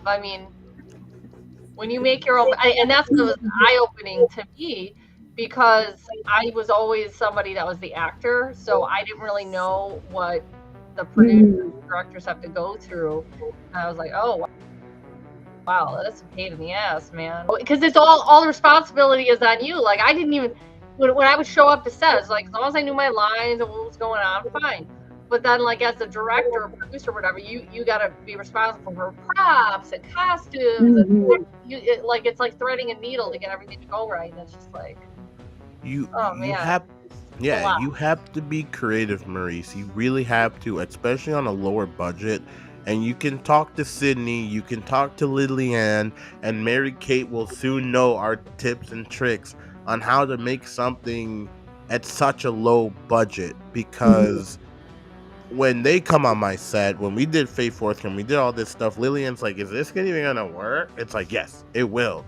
You gotta have that. I saw, and no, you know what, Keith, and I'm sorry to interrupt, but I knew you were capable of producing a really cool product because when you first reached out to me, I looked at your page and I saw what you could do. Like you did a lot of cool like special effects. I'm like, all right, he's doing stuff. Like he's doing some good stuff. So that's why I was like, all right, I believe you can, and that's and if you can't do it, Maurice, I know money's an issue. Find someone who's not going to charge you. If you want to get that reputation, because let's say your name is like, okay, they see, oh, Maurice McCoy, and you had actors that you had a bad run-in with your DP and stuff. Find somebody who you might have to give the reins to them to take control, and you just have to sit back and let them do what they have to do, because it's just getting you started. You need right now to restart. You need a good team. You need a solid person who can guide you in the way they need to go. Because if you do it yourself, there's going to be a higher chance of you failing again. It happens to me all the time. When it came down to SFX, I used to do it myself. And I eventually had to give it up to Hilario because he was like, listen, dude, you can keep doing it yourself or you can let me do it. And when I gave him the reins to it, I lost an eye. Exactly. Like, what was that? I said when you said when I let him do it, I said I lost an eye. No. Yeah, like you lost an eye. Until someone thinks an eye. Yeah, exactly. Yeah, you have to. Go ahead. I'm sorry, Sydney. Go ahead. No, I was going to say on that vein, I don't know, because like I said, I'm not in that position, but would it be worthwhile if you're in an area where this is a possibility to maybe get film students, special effects students, and say, come work on the set for experience. I can't pay you, but you'll have your name in the credits, stuff like that. You can leverage those types of situations too, so that you're helping somebody else to come up and they're helping you. Yeah, 100%. You just need to find somebody who's willing to You have to find someone. Give me 1 second. Sorry. No, you're good. Yeah, you have to find somebody who can help you. You know, like I wouldn't mind helping you, but I'm really busy with a lot of other sets that I'm working on. But it's not hard to find someone who can help you get that goal.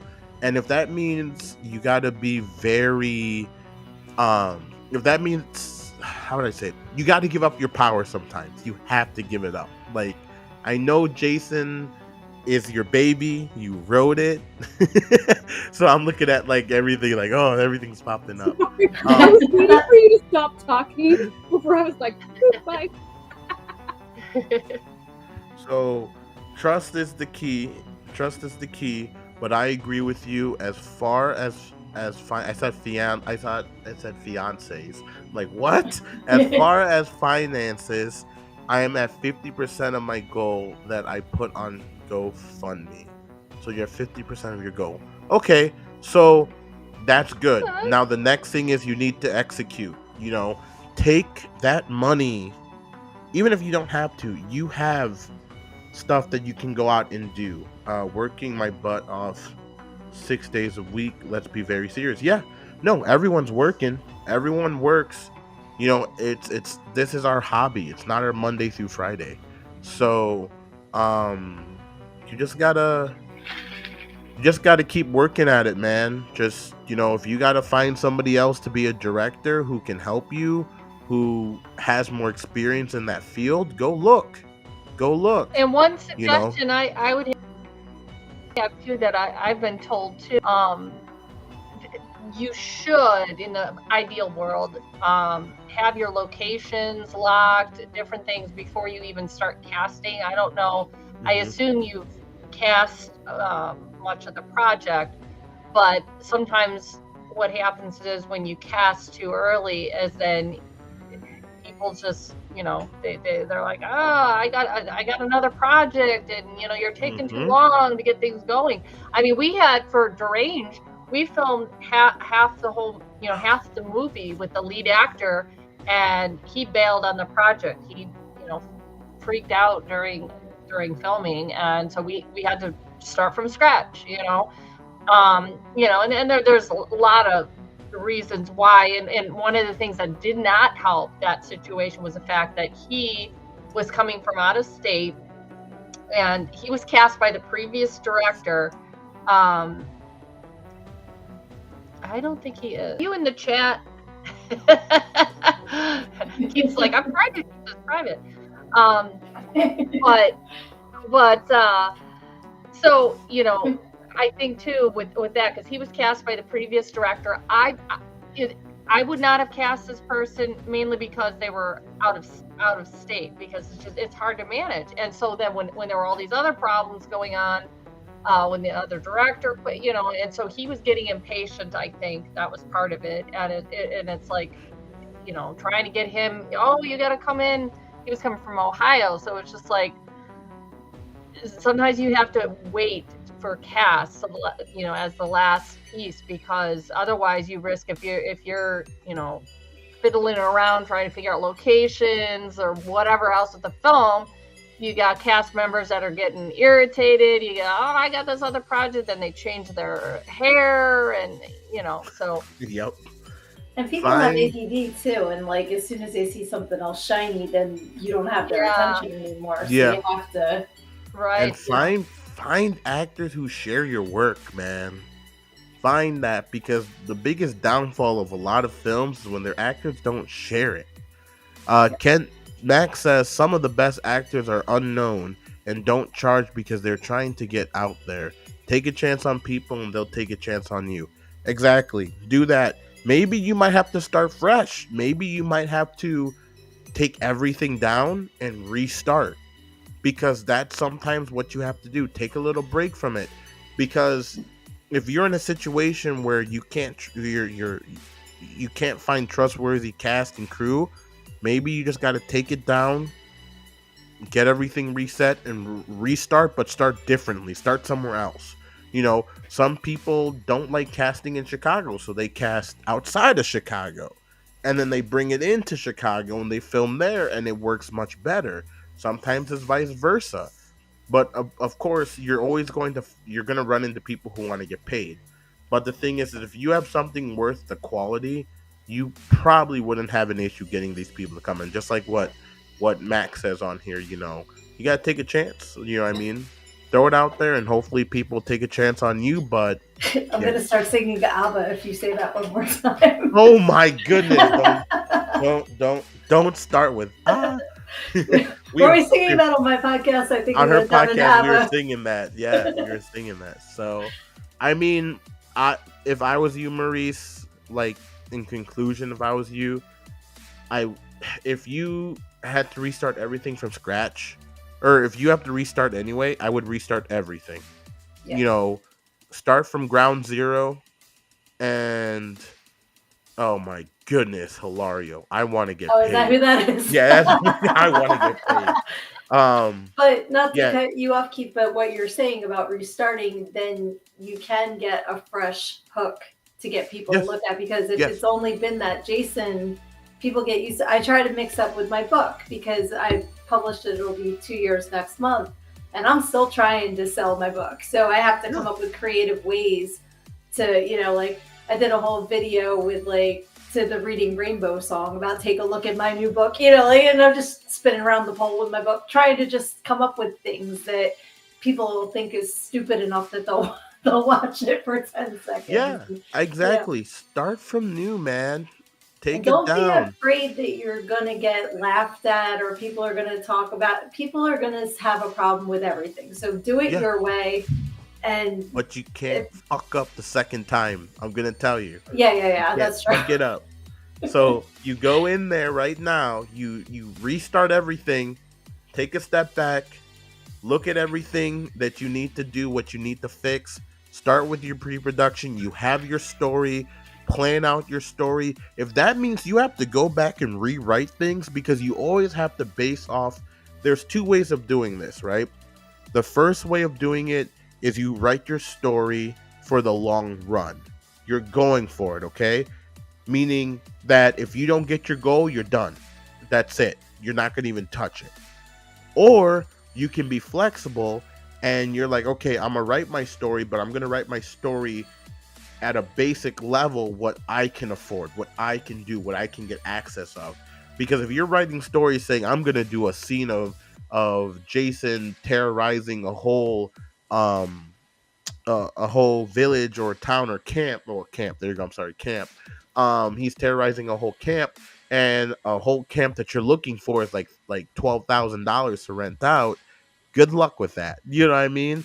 But you gotta do it where start small, because you need 6,000. Maybe don't start off at 6,000. Maybe start off at $2,000.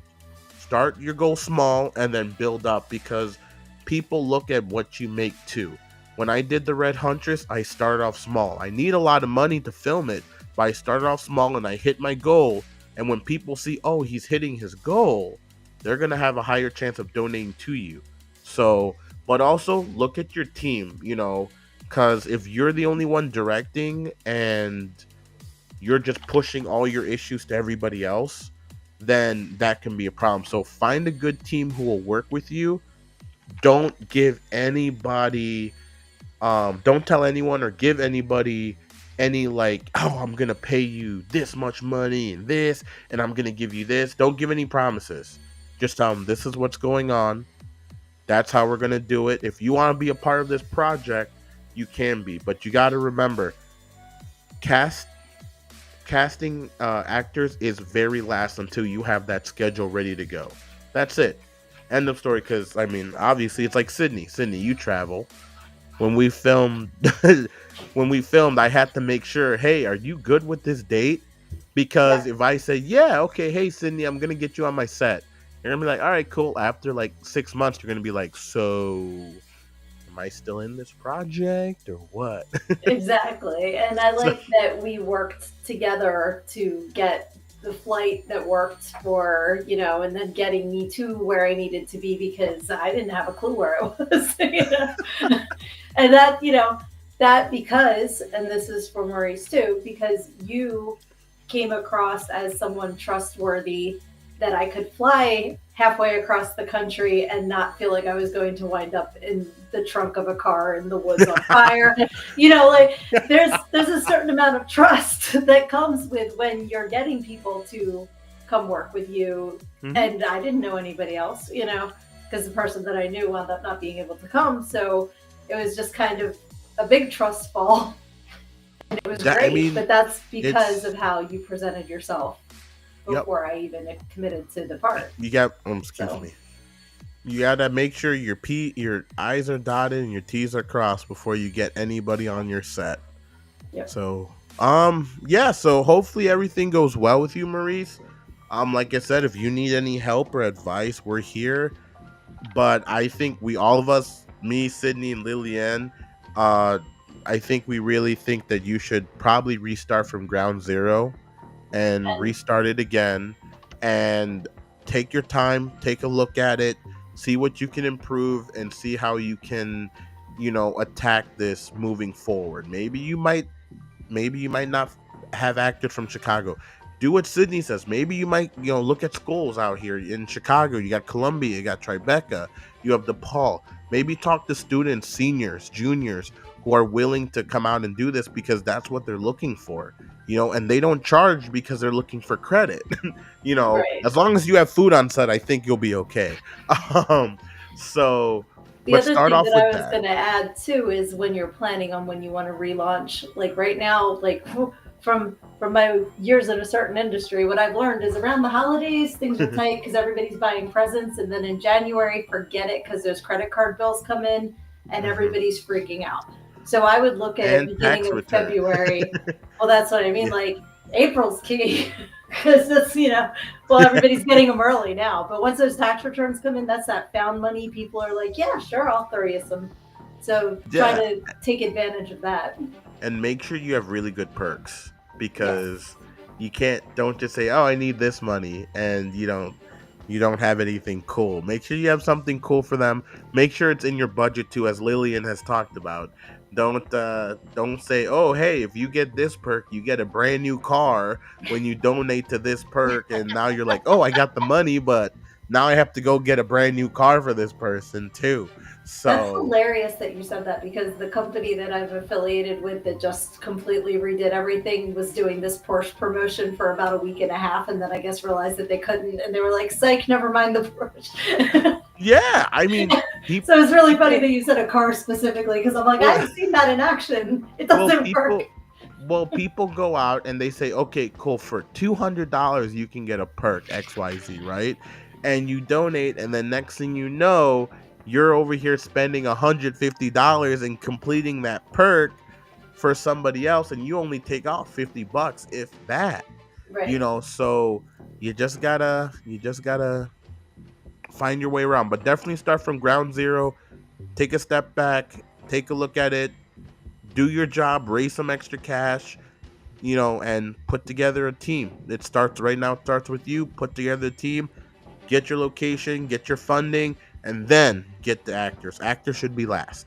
So thing is, if it's a Jason movie and it's taking place at a camp, just because I do mine to mouth, I think of it, I have to say it, I'm sorry, but if you had for a perk, you could name a cabin after somebody that donated, and it could be like whatever, whoever's cabin, or whoever's Sydney's cabin, Pine Forest Paradise, whatever. But that could the Humpty Dance cabin. Exactly. Stop what you're doing now, because.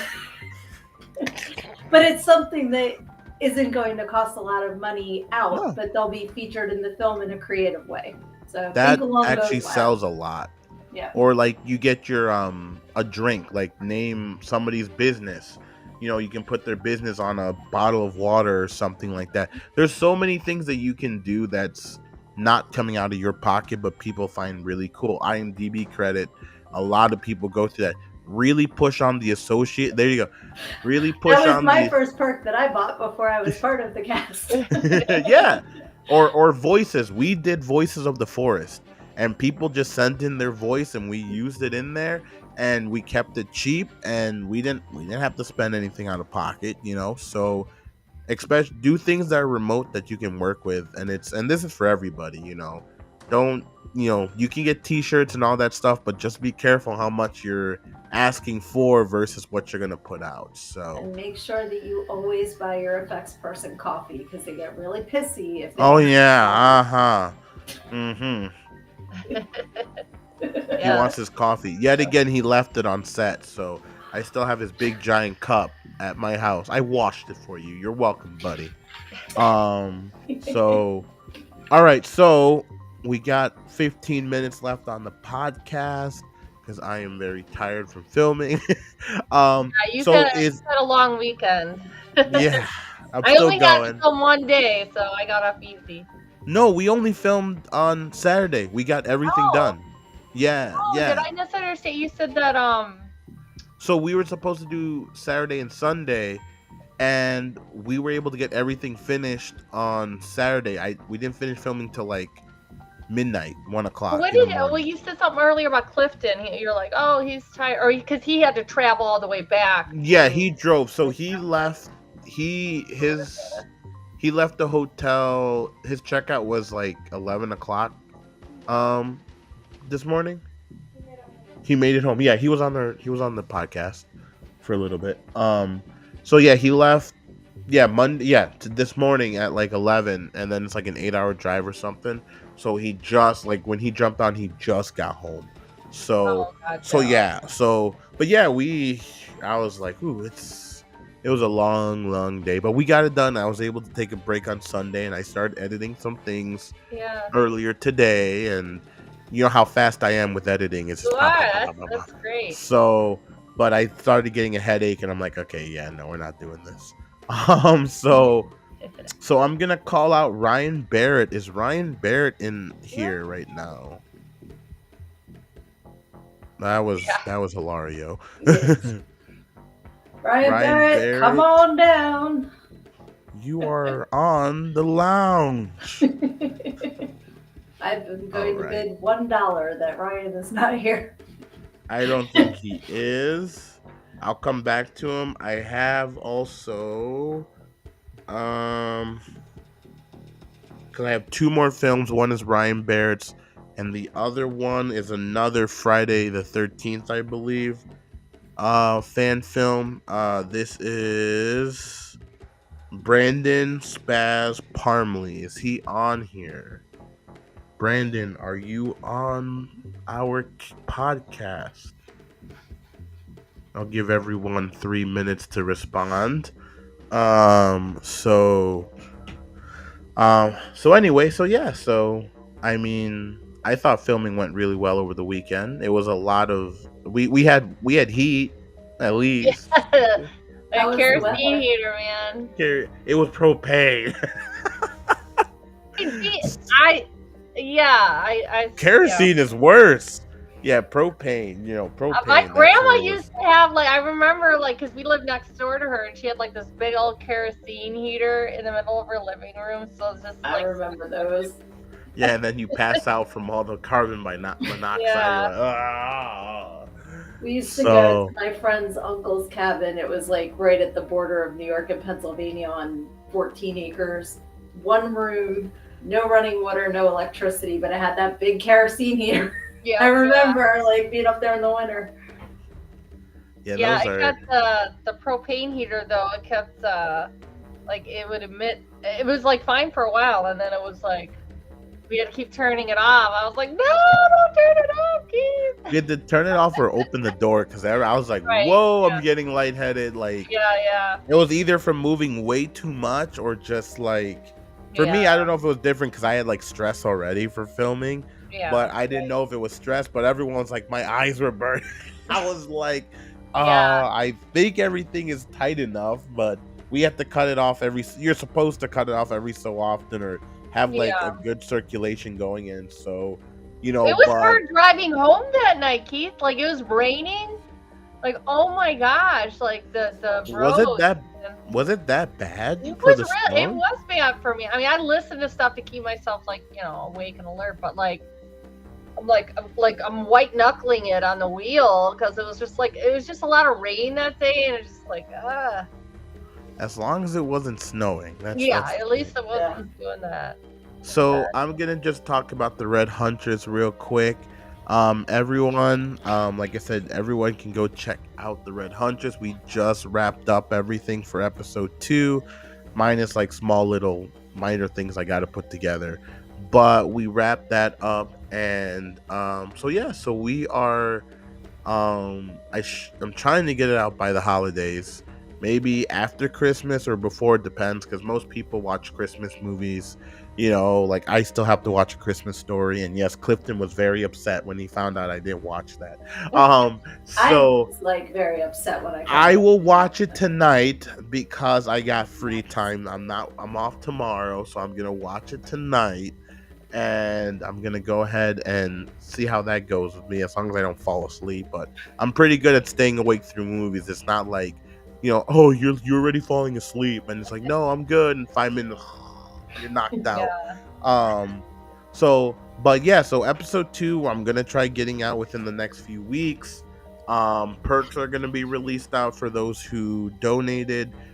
New perks are coming out too, added on what we have already. So stay tuned for that update. We have this awesome location we want to film at.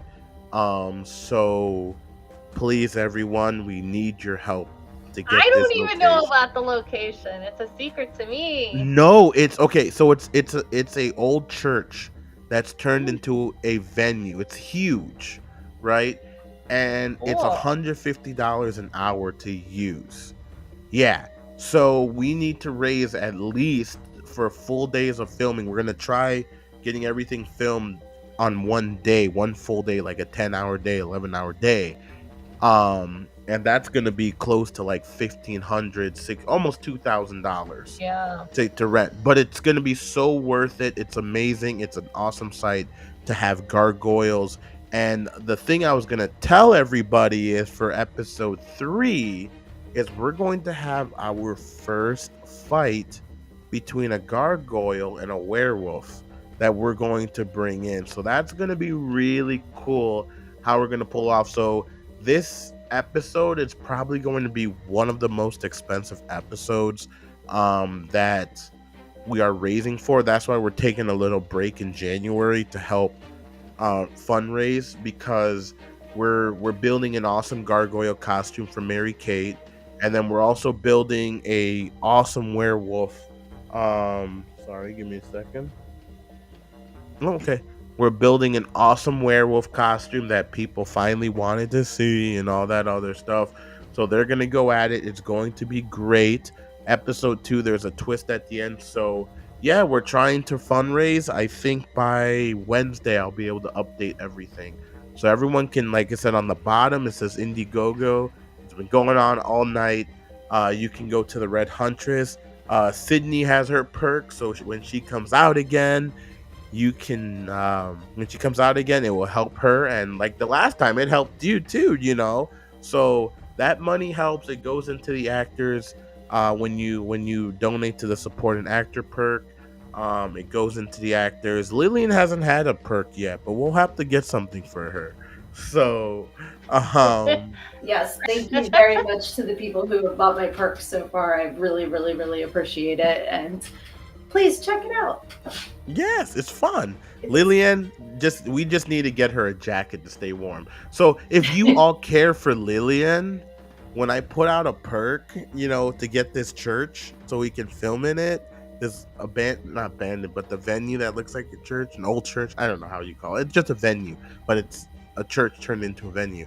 It has heat in it. So I was gonna say $150 an hour. It better have heat. Yeah. it's amazing. It's an amazing It better have cocktails for that much. cocktail. Okay, there's no cocktail for it, but it has I'm just saying electricity. $150 an hour. There's got to be like stuff included in that. That's It crazy. has electricity and it has heat. So Okay, well, there you that's what I'm very happy about. Okay, so but also I really want to make the series look really good. So I have a backup plan of other locations, but this is my number one goal, to try getting into it. There's going to be a lot of backstory.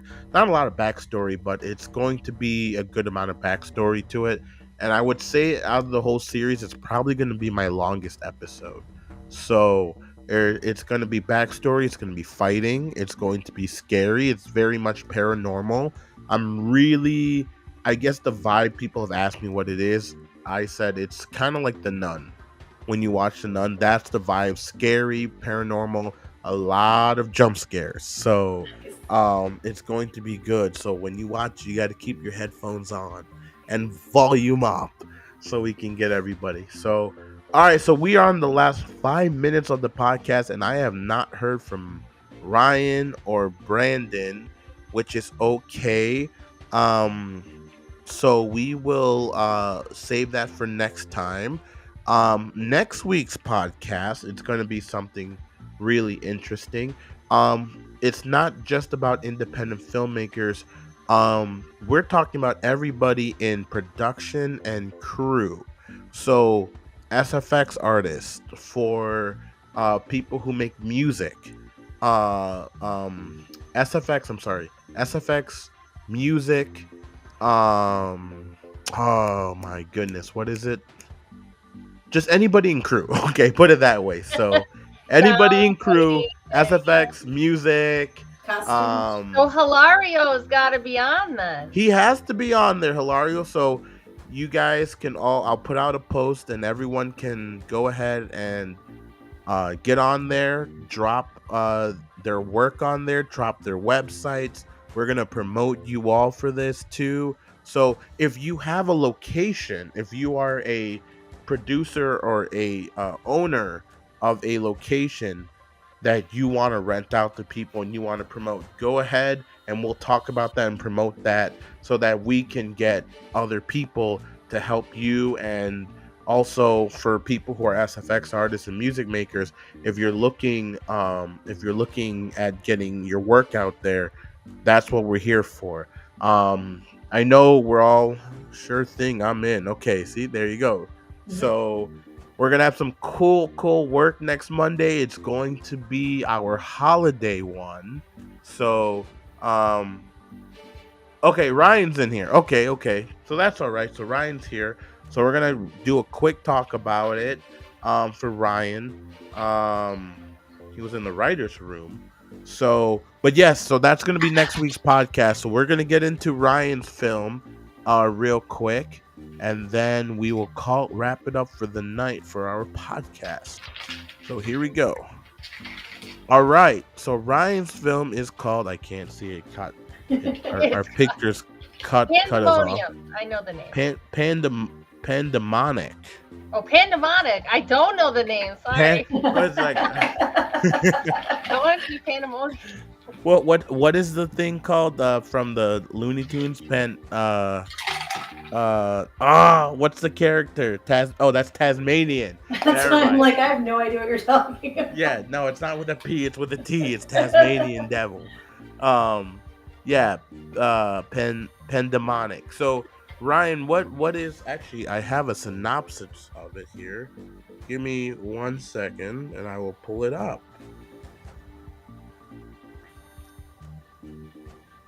All right. It's like so hard to have like all the synopsis out in front of you on the computer because it's like multiple screens you're opening up, and it's like, all right. So it says, Pandemonic, and correct me if I'm wrong. Directed by Dave Cook and Ryan Barrett. Two best friends move into a haunted house by an evil entity. It's all fun and games until the nightmare begins. All right, so that is the synopsis of Pandemonic. And I'm gonna open up his Indiegogo real quick. Two best friends accidentally buy a haunted house, but soon things begin to go wrong, which leads, I'm gonna pop it up right here, which leads to a nightmare for one friend, but bloody mayhem for all. So I'm gonna go ahead and pull this up on his Indiegogo, and everyone can see it. Give me 1 second.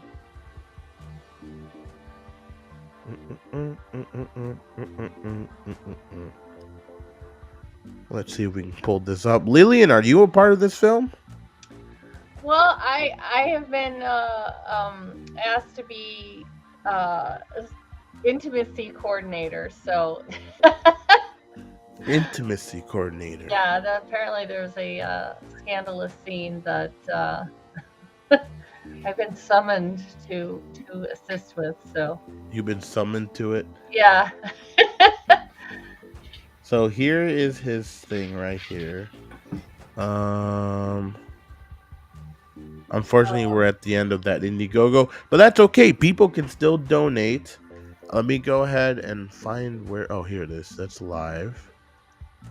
I don't want that one. There it is. Okay, give me a second. Let me pan demonic. Just because you're at the end of your Indiegogo doesn't mean you can still pick up extra funds. That's how I agree with it. All right, here we go. I'm going to pop it up on here and let me know if everybody can see it. I don't know if people can see that. Can you guys see that? Yep. All right. So here it is. You guys can go check it out. They got 6 days left. It's a flexible goal, but that's okay because, we use whatever we can. So let's see. It's a 90s inspired horror. Okay. So, here's their page. Just run through everything. You can check them out. Here's some perks. They got $5 special things. Soundtrack CD. That's something new. Movie poster mug. Cool. Yeah. Soundtrack CD. I never seen. That's a different one. That is very different. That's actually really interesting. Yeah. Let's see. They got the movie poster mug. Let's see. Movie poster. They got a shirt. They got DVD, Blu-ray. A lot of people are really liking Blu-ray. Like, I didn't know how popular that can be. So, signed movie poster, a Titanic prop. I saw a couple that popped out at me. Keep scrolling. I'm sorry. Okay, I'll start from right. You know what, guys? I am so sorry. I've got to hop off. You're good, Lillian. We're gonna finish up fun. here. I know we're a little bit we're past by our 2 hours, so I just want to run through Ryan's real quick, and then we're gonna call it. So you're good, Lillian. Thanks for tuning in. We'll see you next week. See ya. Bye. All right, Sydney. Let's finish this up. Go down to the $50 donations. The $50 donations. All right. That was the first one that popped out at me. Sign script. Keep going. Okay. Sign blow up doll prop. There you go. And then there's a $125 one that I think is very cool too. Well, let's see what this is. Sammy Morningstar costume. Oh, she's giving away Sammy's costume. Wow. Okay. I was like, dang, okay. See, I don't see people actually doing that where they end up giving away costumes of the characters, because it's like, I guess for me it's different because when you're doing a series, you need to keep it. Right. Because you got to bring it back. But for like short films and movies, that's actually pretty cool. They got sponsored cast members. That's awesome. So that's cool, There's a variety. I like that there's a variety of things that people can choose from. And the prices are very reasonable. Yes. The most is $200. I've seen some places are like worth a lot more, but I mean, I get it. You're trying to raise funds for certain things. But this is pretty good. It's pretty good. That's awesome, Ryan. I hope you're able to, raise some more funds. Let's see if we can get this up a little bit. Get them somewhere. If you can get 6,000 within 6 days, that would be amazing. Yeah, if we can help you out by sharing this, hopefully you can raise a little bit more extra funds. So, when do you plan on filming this?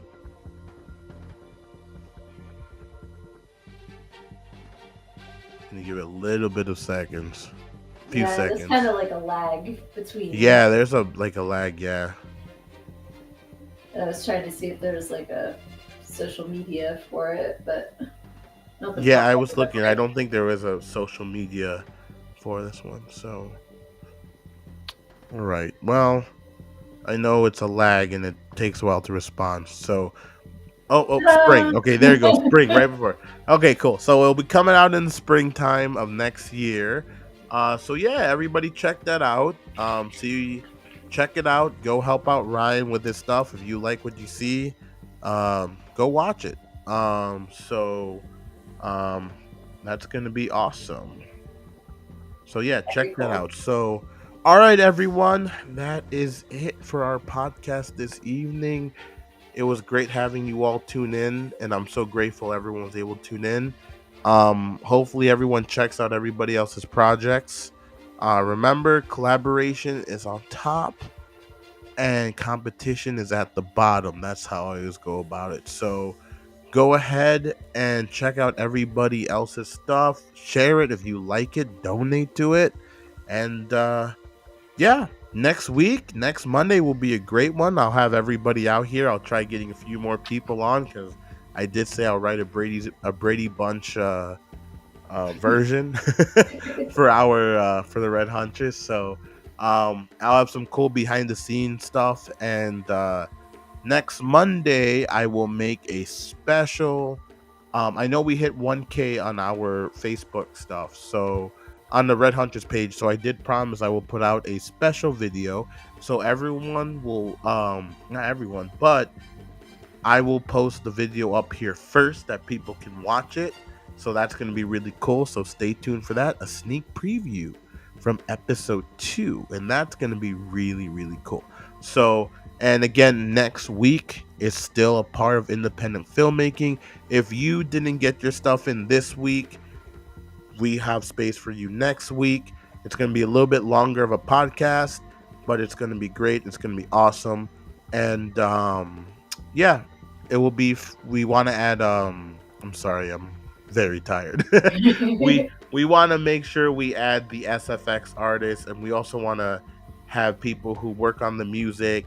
We also want to have people on there if you have locations or like special like services that um for filmmakers, like if you make props, stuff like that, go ahead and uh, go ahead and look for my post when I make that post and drop everything on there so we can get you situated and set up, and it'll be the same as last week or as wow, oh my god, it'll be the same as today, where you'll just have to do a check-in, make sure you're here, and we'll go from there. So I'm already tired.